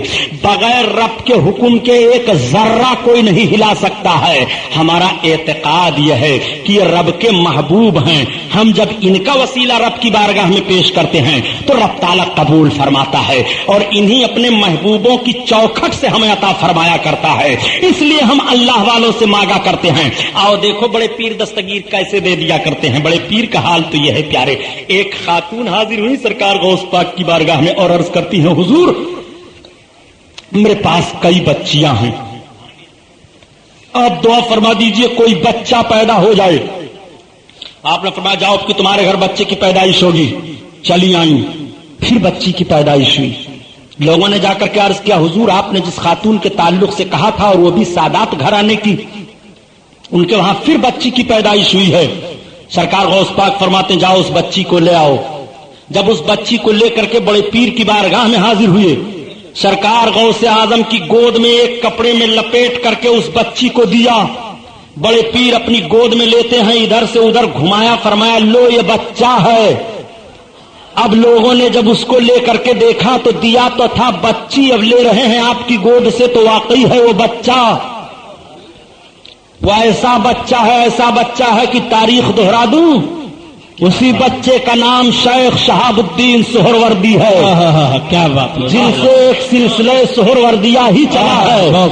یہ پیدائشی طور پر بچی تھے، غوث اعظم کی دعا سے بچہ بنے ہیں۔ وہ سرکار غوث اعظم پیرے پیرے میرا میرا، سرکار غوث اعظم کی نگاہ ہے۔ صحیح کہا ڈاکٹر اقبال نے، کوئی اندازہ کر سکتا ہے ان کے زور بازو کا، نگاہ مرد مومن سے بدل جاتی ہیں تقدیریں۔ تم آؤ غوث پاک کو کہاں کہاں دیکھو گے۔ آج سرکار غوث اعظم بڑے پیر دستگیر رضی اللہ تعالیٰ عنہ کے تعلق سے بہت ساری باتیں سامنے لائی جاتی ہیں اور بہت ساری باتیں بتائی جاتی ہیں۔ بڑے پیر کے تعلق سے یہ بتایا جاتا ہے، بڑے پیر کی بارگاہ میں سوال کر رہے ہو، بڑے پیر کیا دے سکتے ہیں؟ بڑے پیر کی بارگاہ میں مانگ رہے ہو، وہ تمہارے لیے کیا کر سکتے ہیں؟ آؤ سنو۔ بڑے پیر خود ارشاد فرماتے ہیں کہ جہاں پر سورج نکل رہا ہے وہاں پر میرا مرید ہو، اور جہاں پر سورج ڈوب رہا ہے میں وہاں پر ہوں۔ میرا مرید مجھے پکارے، اس کا سطر کھل جائے تو میں اس کے سطر کو ڈھانپ دیتا ہوں۔ سطر ڈھانپنے سے مطلب یہ ہے کہ اللہ تعالیٰ سرکار غوث پاک کے صدقہ میں اپنے اس بندے کو ذلت و رسوائی سے بچا لیتا ہے، ورنہ یہاں سطر سے مراد کپڑے کا معاملہ نہیں ہے۔ یعنی سرکار غوث پاک کے فرمان کا مطلب یہ ہے کہ اگر وہ میرا چاہنے والا جہاں سورج نکل رہا ہے وہاں ہو اور میں جہاں سورج ڈوب رہا ہے وہاں رہوں، وہاں سے وہ مجھ کو پکارے ذلیل و رسوا ہونے والا ہو تو میں بچا لیتا ہوں، اس کے سطر کو ڈھانپ دیتا ہوں، اس کے عیب کو چھپا دیتا ہوں۔ وہ سرکار غوث اعظم پیرے پیرا میرے میرا ہیں۔ یہی سرکار غوث پاک فرماتے ہیں کہ میں محو عبادت تھا کہ ندا آتی ہے، عبد القادر کیا چاہتے ہو؟ میں نے عرض کیا پروردگار جو میں چاہتا ہوں تیرے علم میں ہے۔ پھر ندا آتی ہے عبد القادر کیا چاہتے ہو؟ میں نے عرض کیا مولا میری نیت جو ہے تیرے علم میں ہے۔ پھر ندا آتی ہے عبد القادر کیا چاہتے ہو؟ میں نے عرض کیا الہ العالمین جو میں ارادہ کر رہا ہوں وہ تیرے علم میں ہے۔ تب تک ندا آئی عبد القادر جا، میں نے تجھے وہ عطا کیا کہ تیرا نام لیوا جو بھی ہوگا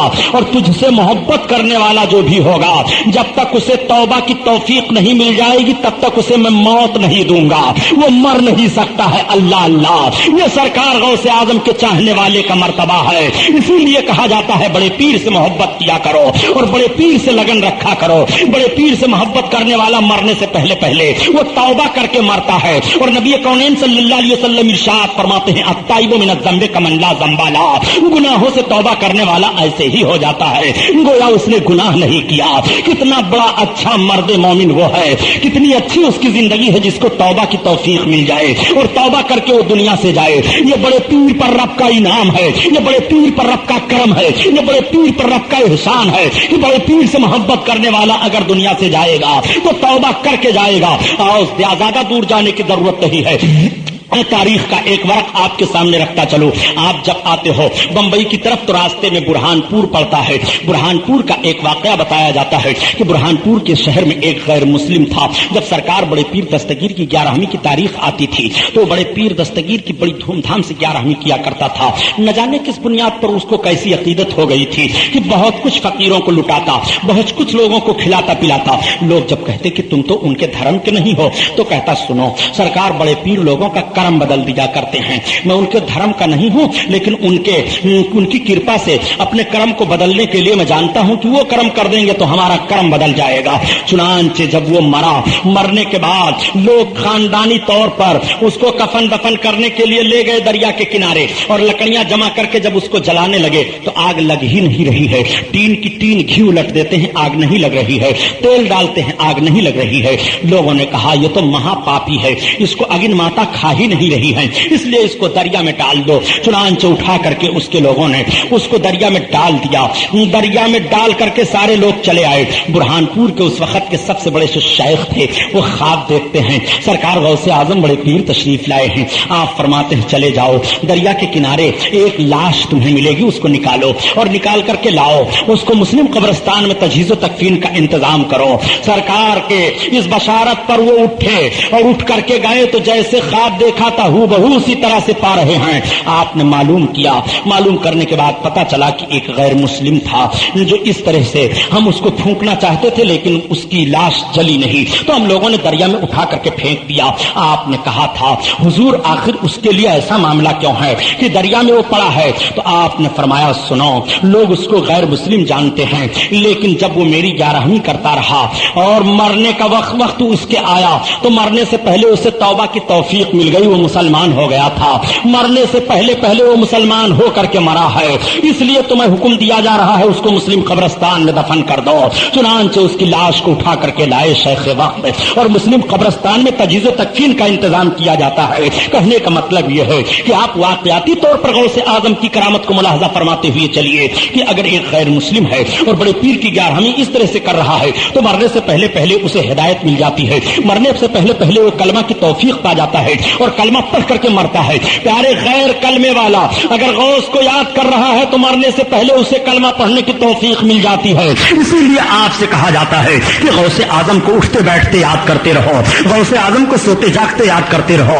غوث کا نام جہاں لیا جاتا ہے اس آبادی سے وبا کی بیماریاں دور کر دی جاتی ہیں، غوث اعظم کا نام جہاں لیا جاتا ہے وہاں سے پریشانیاں ختم کر دی جاتی ہیں، غربت و افلاس کا جنازہ نکل جاتا ہے۔ چنانچہ دور جانے کی ضرورت نہیں ہے۔ تاریخ کا ایک ورق اور آپ کے سامنے رکھتا ہوا چلو یہی مبارک پور جو اعظم گڑھ ضلع میں ہے، آج جہاں مبارک پور میں اہل سنت و جماعت کی بڑی عظیم یونیورسٹی عربی ہے، اشرفیہ دارالعلوم، حضور حافظ ملت رحمت اللہ تعالی علیہ اس کے بانی ہیں۔ حضور حافظ ملت رحمت اللہ تعالی علیہ کے پاس ایک آدمی آیا، بڑا غریب تھا، غربت و افلاس کا مارا ہوا تھا، وہ رونے لگا۔ آپ فرماتے ہیں کیوں رو رہے ہو؟ اس نے عرض کیا حضور میں بڑا غریب ہوں، مجھے کوئی عمل بتا دیجئے، مجھے کوئی طریقہ وظیفہ بتا دیجئے جس کو میں کروں اور سرکار میری غربت دور ہو جائے۔ تو سرکار حافظ ملت علیہ رحمت الرضوان فرماتے ہیں کہ تم کچھ کما سکتے ہو کہ نہیں؟ اس نے کہا حضور کچھ تو کما ہی لیتا ہوں۔ آپ نے ارشاد فرمایا تو جاؤ تم ہر مہینے کی 11 تاریخ چاند کی تم غوث پاک کی 11ویں کیا کرنا، جو تمہارے اندر وسعت ہو، 1 پیسے 2 پیسے 1 آنے 2 آنے کی اس حیثیت سے جاؤ تم۔ سرکار غوث پاک کی 11ویں کی نیت سے ہر مہینے کی چاند کی 11 تاریخ کو منایا کرنا، اللہ تمہاری دشواریوں کو دور فرما دے گا۔ وہ چلا آیا اور اس نے بڑے پیر غوث پاک کی 11ویں اس حیثیت سے منانی شروع کر دی. چند ہی مہینے گزرے تھے، ایسے اسباب پیدا ہوئے کہ الحمدللہ اس کے کاروبار بڑھ گئے اور بڑی برکت ہوئی. جب رمضان شریف کا مہینہ آیا اور قاری غلام یحییٰ صاحب مرحوم چندہ کرنے کے لیے گئے تو اس نے زکات نکال کر کے اور لا کر کے دے دیا. کہا حضور ابھی تو ہمارے مال پر حولان حول نہیں گزرا ہے، لیکن میں پہلے ہی میرے مال اگر حولان حول گزر جائے تو زکات کی اتنی رقم نکل رہی ہے اور پہلے ہی میں اتنا چندہ آپ کو پیش کر رہا ہوں. قاری یحییٰ صاحب لے کر کے چلے آئے. مہینہ پورا ہو گیا تھا، سال گزر گیا. اس نے جوڑا اپنے مال پر تو زکات کی اور رقم نکلی. سرکار حافظ ملت کی بارگاہ میں حاضر ہوا. اس نے عرض کیا حضور قاری غلام یحییٰ صاحب چندہ کرنے کے لیے گئے تھے تو میں نے ان کو چندہ دے دیا تھا، لیکن جب میں نے اپنے مال کا حساب لگایا تو زکات کی اتنی رقم اور ہو رہی تھی، یہ میں لے کر کے چندہ آیا ہوں، یہ لے لیجئے. سرکار حافظ ملت فرماتے ہیں تم وہی تو ہو جو آج سے کئی مہینہ پہلے آئے تھے اور اپنے غربت و افلاس کی شکایت کر رہے تھے. اس نے عرض کیا سرکار میں وہی ہوں، لیکن آپ نے جو مجھے غوث پاک بڑے پیر کا وظیفہ بتا دیا تھا 11ویں کرنے کا، میں وہی 11ویں کر رہا ہوں. تو اللہ تعالیٰ نے کرم فرما دیا، آج میں زکات کی رقم لے کر کے آیا ہوں. سرکار میری دنیا بھی بن گئی ہے اور میں دیندار بھی بن گیا ہوں. حضور میری ایک وقت کی نماز بھی اب نہیں چھوٹ رہی ہے، میں نماز بھی پڑھ رہا ہوں، قرآن کی تلاوت بھی کر رہا ہوں. اللہ کے ولی کی نگاہ دیکھ رہی ہے کہ پہلے اسے غوث کے قریب کر دو، اس کی دنیا بھی بن جائے گی، اس کا دین بھی بن جائے گا، اس کی غربت بھی دور ہو جاتی ہے اور دیندار بھی ہو جایا کرتا ہے. یہ سرکار غوث اعظم کا فیض و کرم ہے. اسی لیے آپ کو دعوت دی جاتی ہے ولیوں کے دامن کو نہ چھوڑنا، ولیوں کے قربت سے دور نہ ہونا، ولیوں کے ماحول سے بھاگنا نہیں. خدا کی قسم ان کی طاقت و قوت دنیا میں بھی کام آتی ہے اور ان کا سہارا انشاءاللہ قیامت میں بھی آپ کے لیے کام دے گا. ان کے فیض و برکات سے آپ قیامت میں بھی مستفیض ہوں گے. اپنے غوث اعظم کو آپ دیکھتے چلیے. سرکار غوث اعظم بڑے پیر دستگیر رحمت اللہ تعالی علیہ اپنے وقت کے بہت بڑے مفتی اعظم عراق بولے جا رہے ہیں. آپ کو غوث پاک کب سے کہا جانے لگا؟ آپ کی دہش اور آپ کی داد، آپ کا لین دین اتنا مشہور ہوا کہ کوئی غریب، کوئی بھی ضرورت مند آپ کے دروازے سے محروم نہیں واپس جاتا تھا. تو سارے لوگ آپ کو غوث کہنا شروع کر دیے. غوث کا مطلب یہ ہوتا ہے بہت زیادہ دینے والا. الغوث مصدر ہے، علماء سمجھیں گے، جس کا مطلب ہوتا ہے مدد کرنے والا، لیکن کبھی کبھی مصدر فاعل کے معنی میں استعمال کیا جاتا ہے. اب جب یہاں کسی کی طرف غوث کہہ دیا گیا اور مصدر کو علم کی طرف لے کر کے نسبت اس کی جائی گئی تو اب یہاں معنی ہو رہا ہے بہت زیادہ مدد کرنے والا. سرکار غوث اعظم ہر موڑ پر مدد فرما رہے ہیں. اب آپ کو غوث کہا جانے لگا. عراق کا بچہ بچہ غوث کہہ رہا ہے، عراق کے لوگ غوث پاک بول رہے ہیں. آج بھی زمانہ 861 برس گزر گیا ہے. بغداد کی سرزمین پر شیخ جیلانی آج بھی آپ کو کہا جا رہا ہے. سواری والوں کو کہہ دو شیخ کے مزار پر لے کر کے چلو، غوث پاک کے مزار پر وہ سواری دوڑاتا ہوا لے کر کے چلا جا رہا ہے. وہ سرکار غوث اعظم بڑے پیر دستگیر رضی اللہ تعالیٰ عنہ ہیں. سرکار غوث اعظم ایک مرتبہ اپنی خانقاہ میں تقریر کر رہے تھے اور سرکار کے معراج شریف کو بیان فرما رہے تھے بڑے پیر دستگیر. تب تک ایک یہودی پہنچ گیا، وہ کھڑے ہو کر کے سننے لگا. سرکار غوث اعظم بیان فرما رہے تھے کہ ہمارے سرکار کی معراج ہوئی اور میرے آقا اتنے وقت میں عرش اعظم پر گئے، لامکہ میں گئے، جنت دیکھا، دوزخ دیکھا، یہ دیکھا، وہ دیکھا. ساری کیفیت آپ بیان فرماتے چلے آ رہے ہیں. آپ فرماتے ہیں اتنے وقت میں گئے کہ زنجیر ہلتی رہی، بستر گرم رہا. اس نے کہا یہ بات تو سمجھ ہی میں نہیں آتی ہے. ایک انسان اتنے ٹائم میں عرش پر چلا جائے، لامکہ میں چلا جائے، جنت دیکھ لے، دوزخ دیکھ لے، بیت المقدس دیکھ لے. چلو یہ سب لایانی باتیں ہیں، مسلمانوں کا عجیب حال ہے. وہ یہودی یہ کہہ کر کے اپنی محفل سے بھاگ آیا.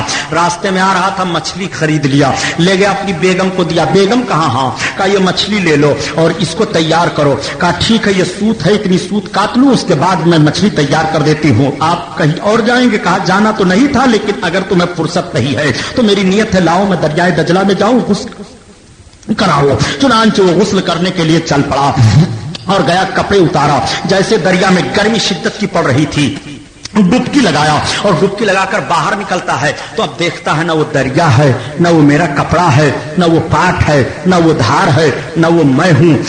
ایک آدمی سے ایک لڑکی بن چکا ہوں. اب یہی سوچ رہا ہے، محو حیرت ہے کہ تب تک ایک شہزادہ گھوڑے پر سوار ہو کر کے آیا اور اپنے گھوڑے کو وہیں ڈال دیا پانی پینے کے لیے. اس نے دیکھا کہ دریا میں تھوڑی دور پر بہت حسین و جمیل ایک لڑکی ہے. उसको कहा बाहर आ जाओ। उसने कहा पहले कपड़े भेजो अपने, मैं सतर को छुपा लूं। इसने अपनी चादर को फेंक दिया, सतर को छुपाई, बाहर आ गई, अपने घोड़े पर बैठाया, अपने महल में ले गया, रानी बना करके रखा, बच्चे पैदा हुए, निकाह किया, क्या क्या मामला हुआ। एक मर्तबा फिर उसने सोचा लाओ चलो दरिया में सफर, दरिया में गुस्ल कराऊं। आकर के अपने कपड़े को उतार दिया, उतारने के बाद दरिया में डुबकी लगाई, डुबकी लगाने के बाद जब सर बाहर निकाला तो देखा वही दरिया है, वही मेरा कपड़ा है, वही मैं हूं। ये मामला सारा क्या है? अच्छा भूमि पड़ जाता है, सोचने लगता है, अक्ल जवाब दे गई है, कुछ बात समझ में नहीं आ रही है।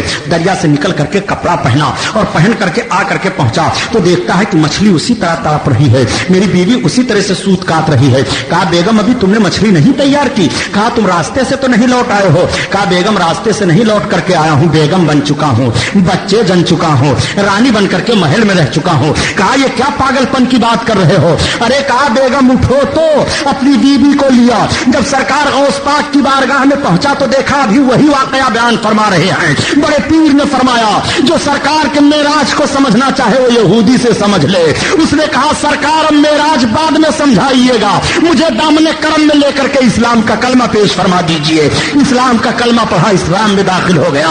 वो सरकार गौस आजम पीरे पीरा मीरे मीरा हैं। कहां कहां गौस आजम को देखोगे, जिस मोड़ पर गौस आजम को देखोगे मिसाल देखोगे। गौस आजम की सुबह बेमिसाल है, गौस आजम की शान बेमिसाल है, गौस आजम की इबादत बेमिसाल है, गौस आजम का रहना चाहना बेमिसाल है, गौस आजम की दादो दहिश बेमिसाल है, गौस आजम का लेन देन बेमिसाल है, गौस आजम का इल्म बेमिसाल है, गौस आजम का करम बेमिसाल है। गौस आजम को कोई पुकार करके तो देखे, गौस आजम कहां कहां काम आ रहे हैं। खुदा की कसम किसी भी मोड़ पर गौस का पुकारने वाला महरूम नहीं रहता है। अरे सरकार गौस आजम तो ऐसे हैं खुदा की कसम। गौस पाक रदी अल्लाह ताला अन्हु के एक खादिम थे जिनका नाम हजरत अली अरबी है, और हजरत अली अरबी रदी अल्लाह ताला अन्हु की उम्र 60 बरस की हो गई थी।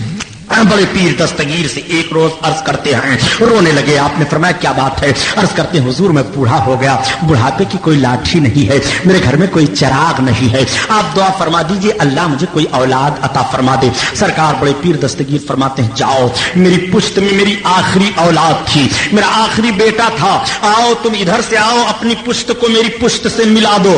चुनांचे हजरत अली अरबी ने अपनी पीठ को गौसे आजम के पीठ से मस कर दिया। आप फरमाते हैं जाओ बच्चा मैंने तुझे दे दिया और तेरे घर बच्चा पैदा होगा, उसका नाम मोहम्मद मुहिउद्दीन रखना, वो अल्लाह का बहुत बड़ा वली होगा।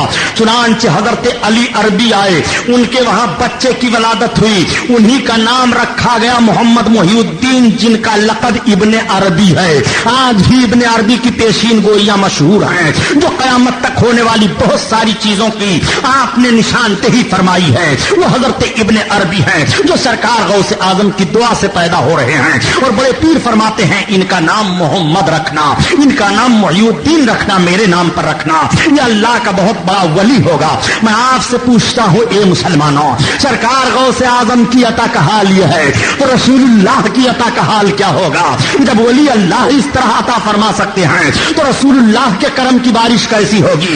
इसीलिए तो आला हजरत अजीमुल बरकत फरमाते हैं कि खल्क के हाकिम हो तुम, रिज़्क़ के कासिम हो तुम, खल्क के हाकिम हो तुम, रिज़्क़ के कासिम हो तुम, और जो मिला तुमसे मिला तुम पे करो दुरूद। वो सरकार कायनात सल्लल्लाहु अलैहि वसल्लम की जाते गिरामी है, ये सब आका के नाइबीन हैं, ये सब आका के दर से लेकर के आका के गुलामों को अता फरमाने वाले हैं। आओ देखो इसी की एक कड़ी खतीब मशरिक हजरत अल्लामा मुश्ताक अहमद निजामी की भी है, जिनकी याद में आपने इस महफिल को मुनाकिद किया।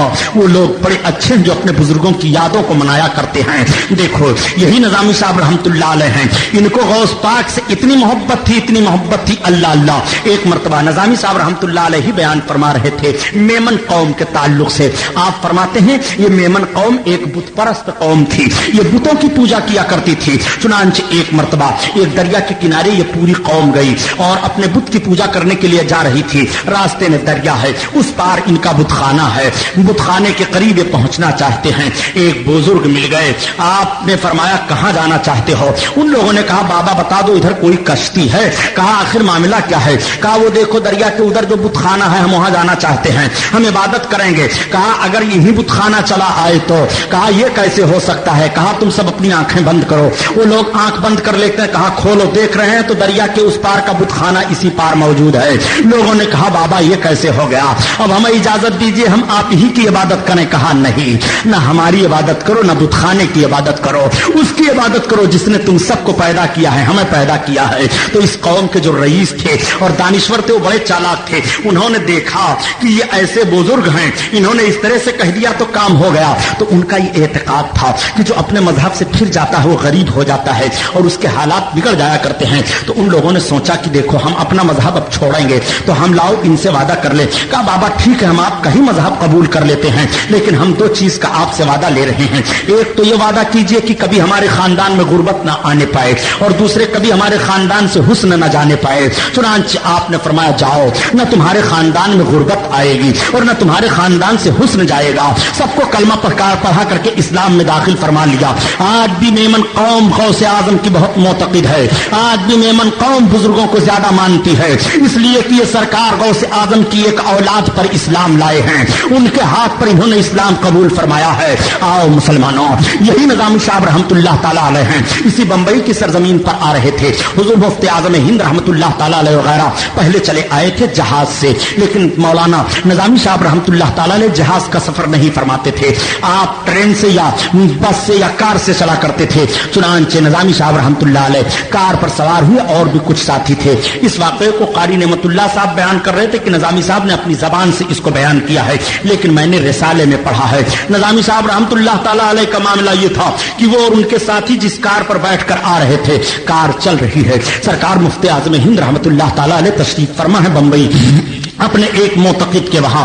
چنانچہ حضرت مفتی اعظم ہند ایک معتقد جن کا نام عبد الخالق حشمتی ہے ان کے وہاں ٹھہرے ہوئے ہیں. تھوڑی دیر کا عرصہ گزرا تھا کہ مان حضرت مفتی اعظم ہند اپنے ہاتھ کو اٹھاتے ہیں اور فرماتے ہیں سارے لوگ ہاتھ کو اٹھاؤ, دعا کرو مولانا مشتاق نظامی کو اللہ خیریت سے یہاں پہنچا دے, یا اللہ غوث کے صدقہ میں مولانا مشتاق نظامی کو خیریت سے پہنچا دے. نظامی صاحب جب آ گئے تو لوگوں نے عرض کیا کہ نظامی صاحب آپ کے لیے حضور مفتی اعظم ہند نے فلاں وقت دعا کی ہے. تو نظامی صاحب کی آنکھیں بھیگ گئی. نظامی صاحب رحمت اللہ علیہ بیان فرماتے ہیں سنو, راستے میں ہم لوگ آ رہے تھے اور ہمارے کار کے پہیے کا جو وہ ہوتا ہے پارٹ وہ ٹوٹ چکا تھا. اگر تھوڑی دور ہم چلتے تو پہیے کا چاک وہ پہیا نکل جاتی اور اس کا چاک ٹوٹ چکا تھا. پھر ہم ایک کھائی میں ہوتے, کھنڈالا گھاٹ یا کون سا گھاٹ, پھر کسارا گھاٹ, پھر نہ جانے ہم لوگوں کا حال کیا ہوتا کہ اچانک کوئی پرندہ آیا اور اسی پہیے میں پھنس گیا, پھڑپھڑانے لگا. ڈرائیور نے کار کو روک دیا اور روک کر کے جب دیکھا تو دیکھتا کیا ہے کہ پہیے کا پارٹ ٹوٹا ہوا ہے. فوراً اس نے درست کرنے کے لیے کوشش کرنا شروع کر دیا. نظامی صاحب کہتے ہیں یہ وقت تھا, لوگ کہتے ہیں نظامی صاحب جس وقت کو آپ بتا رہے ہو اسی وقت پر حضور مفتی اعظم ہند آپ کے لیے دعا فرما رہے تھے. یہ اللہ کے ولی کی نگاہ ہے, یہ سرکار غوث اعظم کا کرم ہے. مولانا مشتاق نظامی رحمت اللہ تعالیٰ علیہ پر یہی مولانا مشتاق نظامی ہیں. کسی موڑ پر مولانا مشتاق نظامی کسی باطل سے مرعوب نہیں ہوئے. مولانا نظامی صاحب رحمت اللہ تعالیٰ علیہ ہر موڑ پر غوث اعظم کو یاد فرمایا کرتے تھے, ہر موڑ پر غوث اعظم کا نام لیا کرتے تھے. آج ان کا نام لیا جا رہا ہے. سرکار غوث اعظم کا نام لیوا رسوا نہیں ہوتا ہے, سرکار غوث اعظم کا نام لیوا بدظن نہیں ہوتا ہے, غوث اعظم کا نام لیوا ادھر ادھر پریشانیوں میں مبتلا نہیں ہوتا ہے. آج بھی سرکار غوث اعظم کے فیض و برکات جاری و ساری ہیں پیارے, اور قیامت تک جاری و ساری رہیں گے. اگر آزمائش کرنا چاہتے ہو تو جس بات کو بھی لے کر کے تم غوث کی بارگاہ میں استغاثہ پیش کرو, دیکھو انشاءاللہ تعالیٰ تمہاری وہ بات مکمل ہو جاتی ہے کہ نہیں, اور تمہاری وہ تمنا پوری ہوتی ہے کہ نہیں. یہ غوث کا دریائے کرم ہے, یہ ایسا دریا ہے کہ اس دریا میں کوئی کمی نہیں ہے, یہ ایسا سمندر ہے کہ نکالتے جاؤ کوئی کمی نہیں ہے. یہ ایسے کرم کی بارش برسا رہے ہیں کہ ان کے کرم کی بارش میں جو نہا جائے گا پیارے وہ سرفراز ہو جائے گا دینی حیثیت سے اور دنیاوی حیثیت سے. وہ سرکار پیرے پیرا میرے میرا ہیں. آج بڑے پیر کی 11ویں پر بڑا اعتراض کر دیا جاتا ہے، اور بدذات قومیں جنہیں وہابی اور دیوبندی کہا جاتا ہے وہ کہہ دیا کرتے ہیں معاذ اللہ رب العالمین کہ تم غوث پاک کے نام پر مرغا کر رہے ہو، یہ کہاں قرآن میں ثابت ہے؟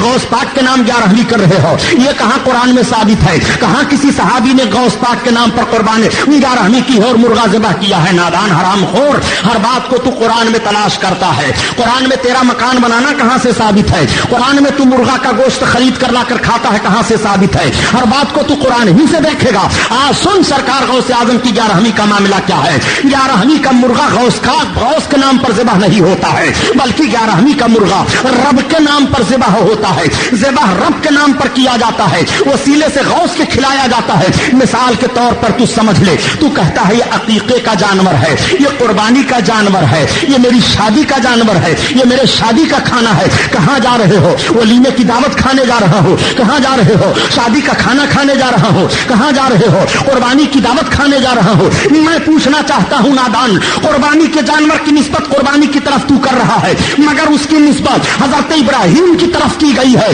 ذبح اللہ کے نام پر کیا جاتا ہے، جانور کی نسبت حضرت ابراہیم کی طرف ہے۔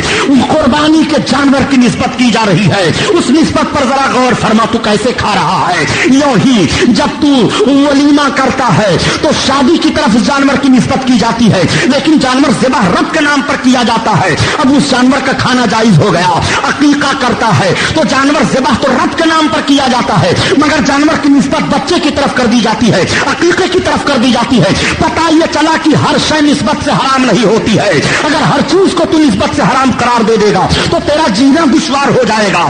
یوں ہی قربانی کو سمجھ، ولیمہ کی دعوت سمجھ اور عقیقے کی دعوت سمجھ، یوں ہی جن جانوروں کی نسبت اللہ والوں کی طرف کی جاتی ہے وہ نظر کے طور پر کی جاتی ہے، نذرانے کے طور پر کی جاتی ہے، ان کا ذبیحہ رب کے نام پر ہوتا ہے اور بزرگوں کے نسبت سے کھانا ہوتا ہے، اس لیے ان کا کھانا تبرک ہے، ان کے کھانے میں برکت ہے، وہ کھانا ناجائز نہیں ہے، وہ کھانا حرام نہیں ہے۔ کہ شریعت سے تم نے فتویٰ دے دیا ہے کہ جو جانور رب کے نام پر ذبح کیا جائے وہ جانور کھانا حرام ہو جاتا ہو۔ نادان، تم نے قرآن کی آیت کو سمجھا نہیں ہے، جو تیرا مولوی تمہیں سمجھاتا ہے وہ غیر اللہ، جو غیر اللہ کے نام پر جانور چھوڑا جائے تو کفاروں کا طریقہ یہ تھا کہ وہ غیر اللہ کے نام پر جانور چھوڑتے تھے اور غیر اللہ کے نام پر ذبح بھی کیا کرتے تھے۔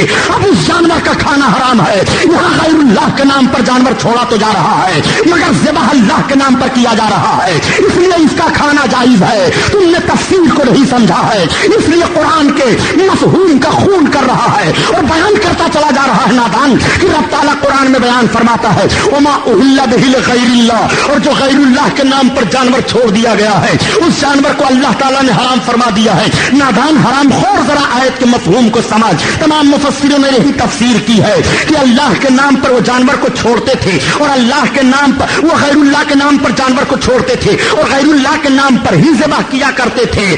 اور یہی پر صاحب جلالین نے تفسیر بھی کی ہے، اے ذبح لغیر، یہ اس میں غیر اللہ یعنی غیر اللہ کے نام پر جو ذبح کیا جائے اس جانور کا کھانا حرام ہے، تو جو غیر اللہ کے نام پر ذبح کیا جائے وہ جانور کل بھی کھانا حرام تھا، آج بھی کھانا حرام ہے، اور جو جانور غیر اللہ کے نام پر چھوڑا جائے اور اللہ کے نام پر ذبح کیا جائے اس جانور کا کھانا کل بھی جائز تھا، آج بھی جائز ہے۔ یہی مسئلہ ہے، یہی فتویٰ ہے۔ مسئلے کی نوعیت کو سمجھا کرو۔ دو کتابیں پڑھ کر کے مفتی بنے گھوم رہے ہیں، ہم بہت بڑے شیخ الحدیث ہیں، ہم بہت بڑے علامہ ہیں، بریلویوں کو کیا علم آتا ہے؟ نادان حرام خور، تمہاری جماعت کو علم کی ہوا نہیں لگی ہے، اگر علم کی ہوا لگتی تو غوث کی 11ویں کے منکر نہ ہوتے تم، غوث پاک کی عظمت کے انکاری نہ بنتے تم، غوث پاک کو چیلنج نہ کرتے تم۔ غوث اعظم پیر پیرا میرے میرا تو وہ ہے، خدا کی قسم غوث نے جس پر نگاہ ڈال دی ہے اس کی تقدیر بن گئی ہے۔ بڑے پیر دستگیر کی دعوت ہوتی ہے، بڑے پیر دستگیر دعوت کھانے کے لیے تشریف لے گئے۔ اب ذرا اندازہ لگاؤ جو سرکار غوث پاک کی دعوت لے کتنے اہتمام سے لے گا۔ اور بھی تمام علماء عراق ہیں، علماء بغداد موجود ہیں، دسترخوان سجا دیا گیا، سارے لوگوں کا ہاتھ دھلایا جا رہا ہے۔ تو شریعت کا مسئلہ ہے کہ جب کھانے پر سب بیٹھ جائیں تو پہلے جوانوں کے ہاتھ کو دھلاؤ، تب بوڑھے کے ہاتھ کو دھلاؤ، اور جب کھانا کھا چکے تو پہلے بزرگوں کے ہاتھ کو دھلاؤ پھر جوانوں کے ہاتھ کو دھلاؤ۔ ترتیب یہی ہے، علماء بیٹھے ان سے مسئلہ پوچھو، مگر آپ لوگوں کو کیا مسئلہ وغیرہ تو پوچھنے کا معاملہ ہے نہیں، بس سارا نزلہ امام صاحب پر اترتا ہے۔ امام صاحب ایسا ہے، امام صاحب اس طرح سے کرتا ہے، इमाम साहब आज चल रहा था तो पान खाए हुए था, इमाम साहब चल रहा था तो हंसता हुआ चल रहा था। नाम नमूद के ट्रस्टियों सुन लो, मैं किसी मस्जिद का इमाम नहीं हूं कि गम मुझे होगा कि आप निकाल दोगे। सुनो, हम लोग दर्शगाही हैं, इमामों पर तनकीदें मत किया करो, उनका लिहाज करो, उनकी कद्र किया करो। सबसे ज्यादा शैतान धोखा देता है कि अपने से अच्छे पर तुम गीबत करो, तनकीद करो, ताकि तुम्हारी नेकियां बर्बाद हो जाएं। फासिक फाजिर बने बैठे हैं, न जाने कैसा लिबास है, और कमेटी के सदर बना दिए गए हैं। हमारे उलमा भी बेचारे ऐसे हैं कि इनको सदर तस्लीम कर लेते हैं, ढेर चंदा देगा इसलिए इसको सदर मान लो। न जाने कहां कहां से पैसा कमा करके लाया। आलिम साहब हम 50,000 देता है, पता चला कि शराब चलाते हैं, 50,000 लाए दे रहे हैं। आलिम साहब को इल्म नहीं है, उन्होंने ले लिया, बाद में पता चला ये तो ऐसा है। अब आलिम साहब भी कूसे जा रहे हैं, पूरी कमेटी कूसी जा रही है। सुनो, मस्जिद और मदरसे का सदर बनने के लिए बड़े ख्वाहिशमंद ना रहो। सदर सेक्रेटरी की एक हैसियत होती है, मस्जिद की जिम्मेदारी कबूल करना कोई आसान काम नहीं है। आओ देखो, मैं जो बात अर्ज करने जा रहा था, मसले की बात आ गई थी। सरकार गौसे आजम दस्तरखान पर बैठ गए, नौजवान उलमा के हाथ धुला दिए गए। आप सब में शेख हैं, सबसे बड़े हैं, अब आपका हाथ धुलाया जा रहा है, धुलाने वाला पानी डालता जा रहा है, आप हाथ धुलते जा रहे हैं। एक लोटा पानी खर्च हो गया, दूसरा लोटा भरा, पानी खर्च हो रहा है, तीसरा लोटा भरा, पानी खर्च हो रहा है, चौथा लोटा भरा, पानी खर्च हो रहा है, पांचवा लोटा भरा, पानी खर्च हो रहा है। वो डालता जा रहा है, कोई कुछ नहीं बोल रहा है। सरकार गौस पाक हाथ धुलते जा रहे हैं। जब 5वें लोटे का पानी खत्म हुआ तो आपने फरमाया बस करो। अब सब लोग खाना खा लिए। खाना खाने के बाद जब फिर हाथ धुलाया गया तो कुछ लोगों ने अर्ज किया, हुजूर जब दावत में आप बैठे खाना खाने के लिए तो इतने सारे पानी से आपने हाथ धोया। सरकार गौस पाक मुस्कुरा पड़े।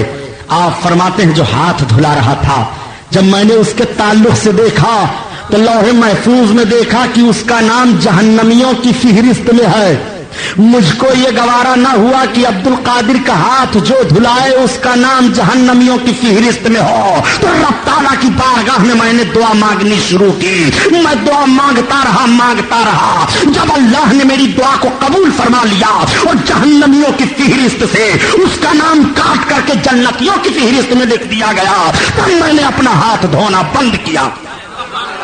वो सरकार गौस पाक बड़े पीर हैं। बड़े पीर का नाम लिया करो तो घर के अंदर से जिन्नात भाग जाएंगे, मगर खुदा जिन्नात बने रहोगे तो जिन्नात क्या भागेंगे। और घर तो खुदा बने रहते हैं ये बिल्कुल। तो कहते हैं सुभानी साहब तावीज दे दीजिए, मौलाना महमूद आलम साहब रशीदी तावीज दीजिए, ने बहुत बड़ा जिन्नात हमारे घर में आ गया। तुम तो इतने बड़े जिन्नात हो कि तुमसे जिन्नात भी पनाह मांग रहा है। पहले अपने आप को गौर तो करो। सरकार गौसे आजम का नाम मोहब्बत से लो तो, अपने घर में नमाज पढ़ो तो, खुद नमाजी बनो तो, अपने आप को गुनाहों से बचाओ तो। आज कहते हैं हमारे पास बड़ी औलादें हैं, सुभानी साहब क्या करूं, जरिए माश बड़ा कमजोर है। सरकार गौस पाक के कितनी औलादें थी मालूम है? कोई बताएगा इसमें से कितनी औलादों के बाप गौस पाक हैं? हर साल 11वीं प्रोग्राम होता है, ये इन लोगों की मालूमात है। अरे पूरा दारुल उलूम उलट कर रख दीजिए तो इस कान से सुनेंगे उस कान से चले जाएंगे। दिन भर पढ़ाते रहो। हमारा एक साथी था तो रात भर रटता है कि दिल्ली का बादशाह नादिर शाह दुर्रानी था, सवाल नंबर 14। जब सवेरे हो जाए सुनावने सबक भूल जाए तो 2-4 छड़ी मारा जाए तो उस्ताद कहें कि भाई ये किस तरह याद करता है, तो हम लोग बताते थे कि ये रटता रहता है रात भर मगर याद नहीं होता। वो कुछ नहीं रटता था, बस इतने कहा है सवाल नंबर 14। सवेरे वही भूल जाए। तो आपका भी हाल यही है, सवाल नंबर 14। सवाल नंबर 14 तो छोड़ो, और 14 नंबर है भी। इतनी तकरीरें यहां हुई हैं और किसी को इल्म नहीं कि सरकार गौस पाक कितनी औलादों के बाप हैं। और ये 5 औलाद के बाप हो गए तो नमाज रोजा हज ज़कात सब छोड़े बैठे हैं माज़अल्लाह। सरकार गौस पाक कितनी औलादों के बाप हैं जानते हो? 49 औलादें थी आपके। कितनी औलादें? जोर से बोलो। 49 औलादों के बाप सरकार गौसे आजम हैं, जिसमें से 29 लड़के 20 बच्चियां। 49 औलादों के बाप की इबादत देखो।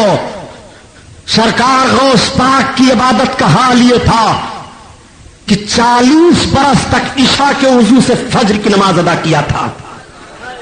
ईशा की नमाज पढ़ना शुरू करते, रात भर इबादत करते रहते थे और उसी वजू से फज्र की नमाज पढ़ते थे। ये इबादत का हाल था। 15 बरस तक एक पैर पर खड़े होकर के कुरान की तिलावत करते रहे सरकार गौसे आदम मुजाहिदा के तौर पर, नफ्स को मारने के लिए। वो सरकार बड़े पीर हैं, बड़े पीर के जैसा उस दौर में कोई मालदार नहीं था। इतना कीमती कपड़ा बड़े पीर पहनते थे कि खलीफे वक्त घबरा जाता था आपके कपड़े को देख करके। एक मर्तबा खलीफे वक्त मुस्तंजिद बिल्लाह ने कहा, ए अब्दुल कादिर मुफ्ती आजम इराक, आपका कपड़ा इतना कीमती कहां से होता है? तो आप फरमाते हैं, तू मेरे कीमती कपड़े को देखता है, ये नहीं देखता है कि अब्दुल कादिर अपने रब की याद में कितनी बार मरा है और कितनी बार जिला है। जब मेरा रब हुक्म देता है तब पहनता हूं, जब मेरा हुक्म देता है रब तब खाता हूं, बगैर मैं अपने रब के मर्जी के कुछ नहीं करता हूं। सरकार गौसे आजम क्यों इतना कीमती कपड़ा पहनते थे? आपसे जब पूछा गया, हुजूर इतना कीमती कपड़ा, तो आप फरमाते हैं गरीबों के लिए। जो कपड़ा आप एक मर्तबा जेबतन कर लेते, उतारते, वो गरीब को दे देते, फिर उसको दोबारा नहीं पहनते थे। आपके वसीले से इतना कीमती कपड़ा गरीब पहन लिया करता था। क्या आपका भी यही मिजाज है कि अगर आप कीमती कपड़ा पहनो तो किसी गरीब के बारे में सोचो कि कीमती कपड़ा मैं उसे भी पहना दूं? ये सरकार गौसे आजम का करम है। इतनी कीमती चादर आपकी होती थी कि एक मर्तबा अपनी चादर ओढ़े चले जा रहे थे, एक चोर ने पीछे से चादर को सरकाना चाहा। आप कहते हैं, अल्लाह, इसने अब्दुल कादिर की चादर को पकड़ लिया है तो अब छूटे ना। सामने से आया, अर्ज किया, हुजूर मुझे गुनाहों से तौबा करा लीजिए। सरकार गौस पाक ने गुनाहों से तौबा करवा लिया, अपने मुरीदों में शामिल फरमा लिया। एक मर्तबा चंद लोग शराब की टीन लेकर के आ रहे हैं, इधर से सरकार गौस पाक जा रहे हैं। निगाह उन लोगों की पड़ गई। बात बड़ी मशहूर थी कि बड़े पीर दस्तगीर चीजों को देख लिया करते हैं। लोग अपने दिल में सोचने लगे, अल्लाह, आज बड़े पीर गौस पाक के सामने जिल्लत और रुसवाई से बचा ले, हम सच्चे दिल से तौबा कर रहे हैं, कभी शराब नहीं पिएंगे। जब तक सरकार के करीब पहुंच गया, आपने फरमाया, क्या लेकर जा रहे हो? उन लोगों ने कहा, हुजूर घी है। आप फरमाते हैं, जाओ, घी ही है। अब जब अपने घर गए, टीन को उलट रहे हैं तो शराब के बजाय घी उलट रहे हैं। वो सरकार गौस पाक हैं। सब हाजिर हुए, सच्चे दिल से तौबा किए और नेक बन गए। बुजुर्गाने दीन अपने नफ्स के लिए अपनी करामतों का इजहार नहीं फरमाया करते थे, बल्कि अपनी करामतों का इजहार इसलिए करते थे कि करामतों को देख करके अल्लाह के बंदे नेक बन जाएं, गुनाहों से मुतनक्किल हो जाएं और नेकियों की तरफ उनके कदम बढ़ने लगें। तो बुजुर्गों से मोहब्बत किया करो। मोहब्बत करने का पैगाम दिया जाता है। बड़े पीर से मोहब्बत करोगे तो कयामत के दिन बड़े पीर के झंडा के तले नीचे रहोगे। इंशाअल्लाह बयान बाकी है, वक्त तमाम हुआ। सफीना चाहिए इस बहरे बेकरां के लिए। ये महफिल नूर जिंदाबाद, पाइंदाबाद। अस्सलामु अलैकुम।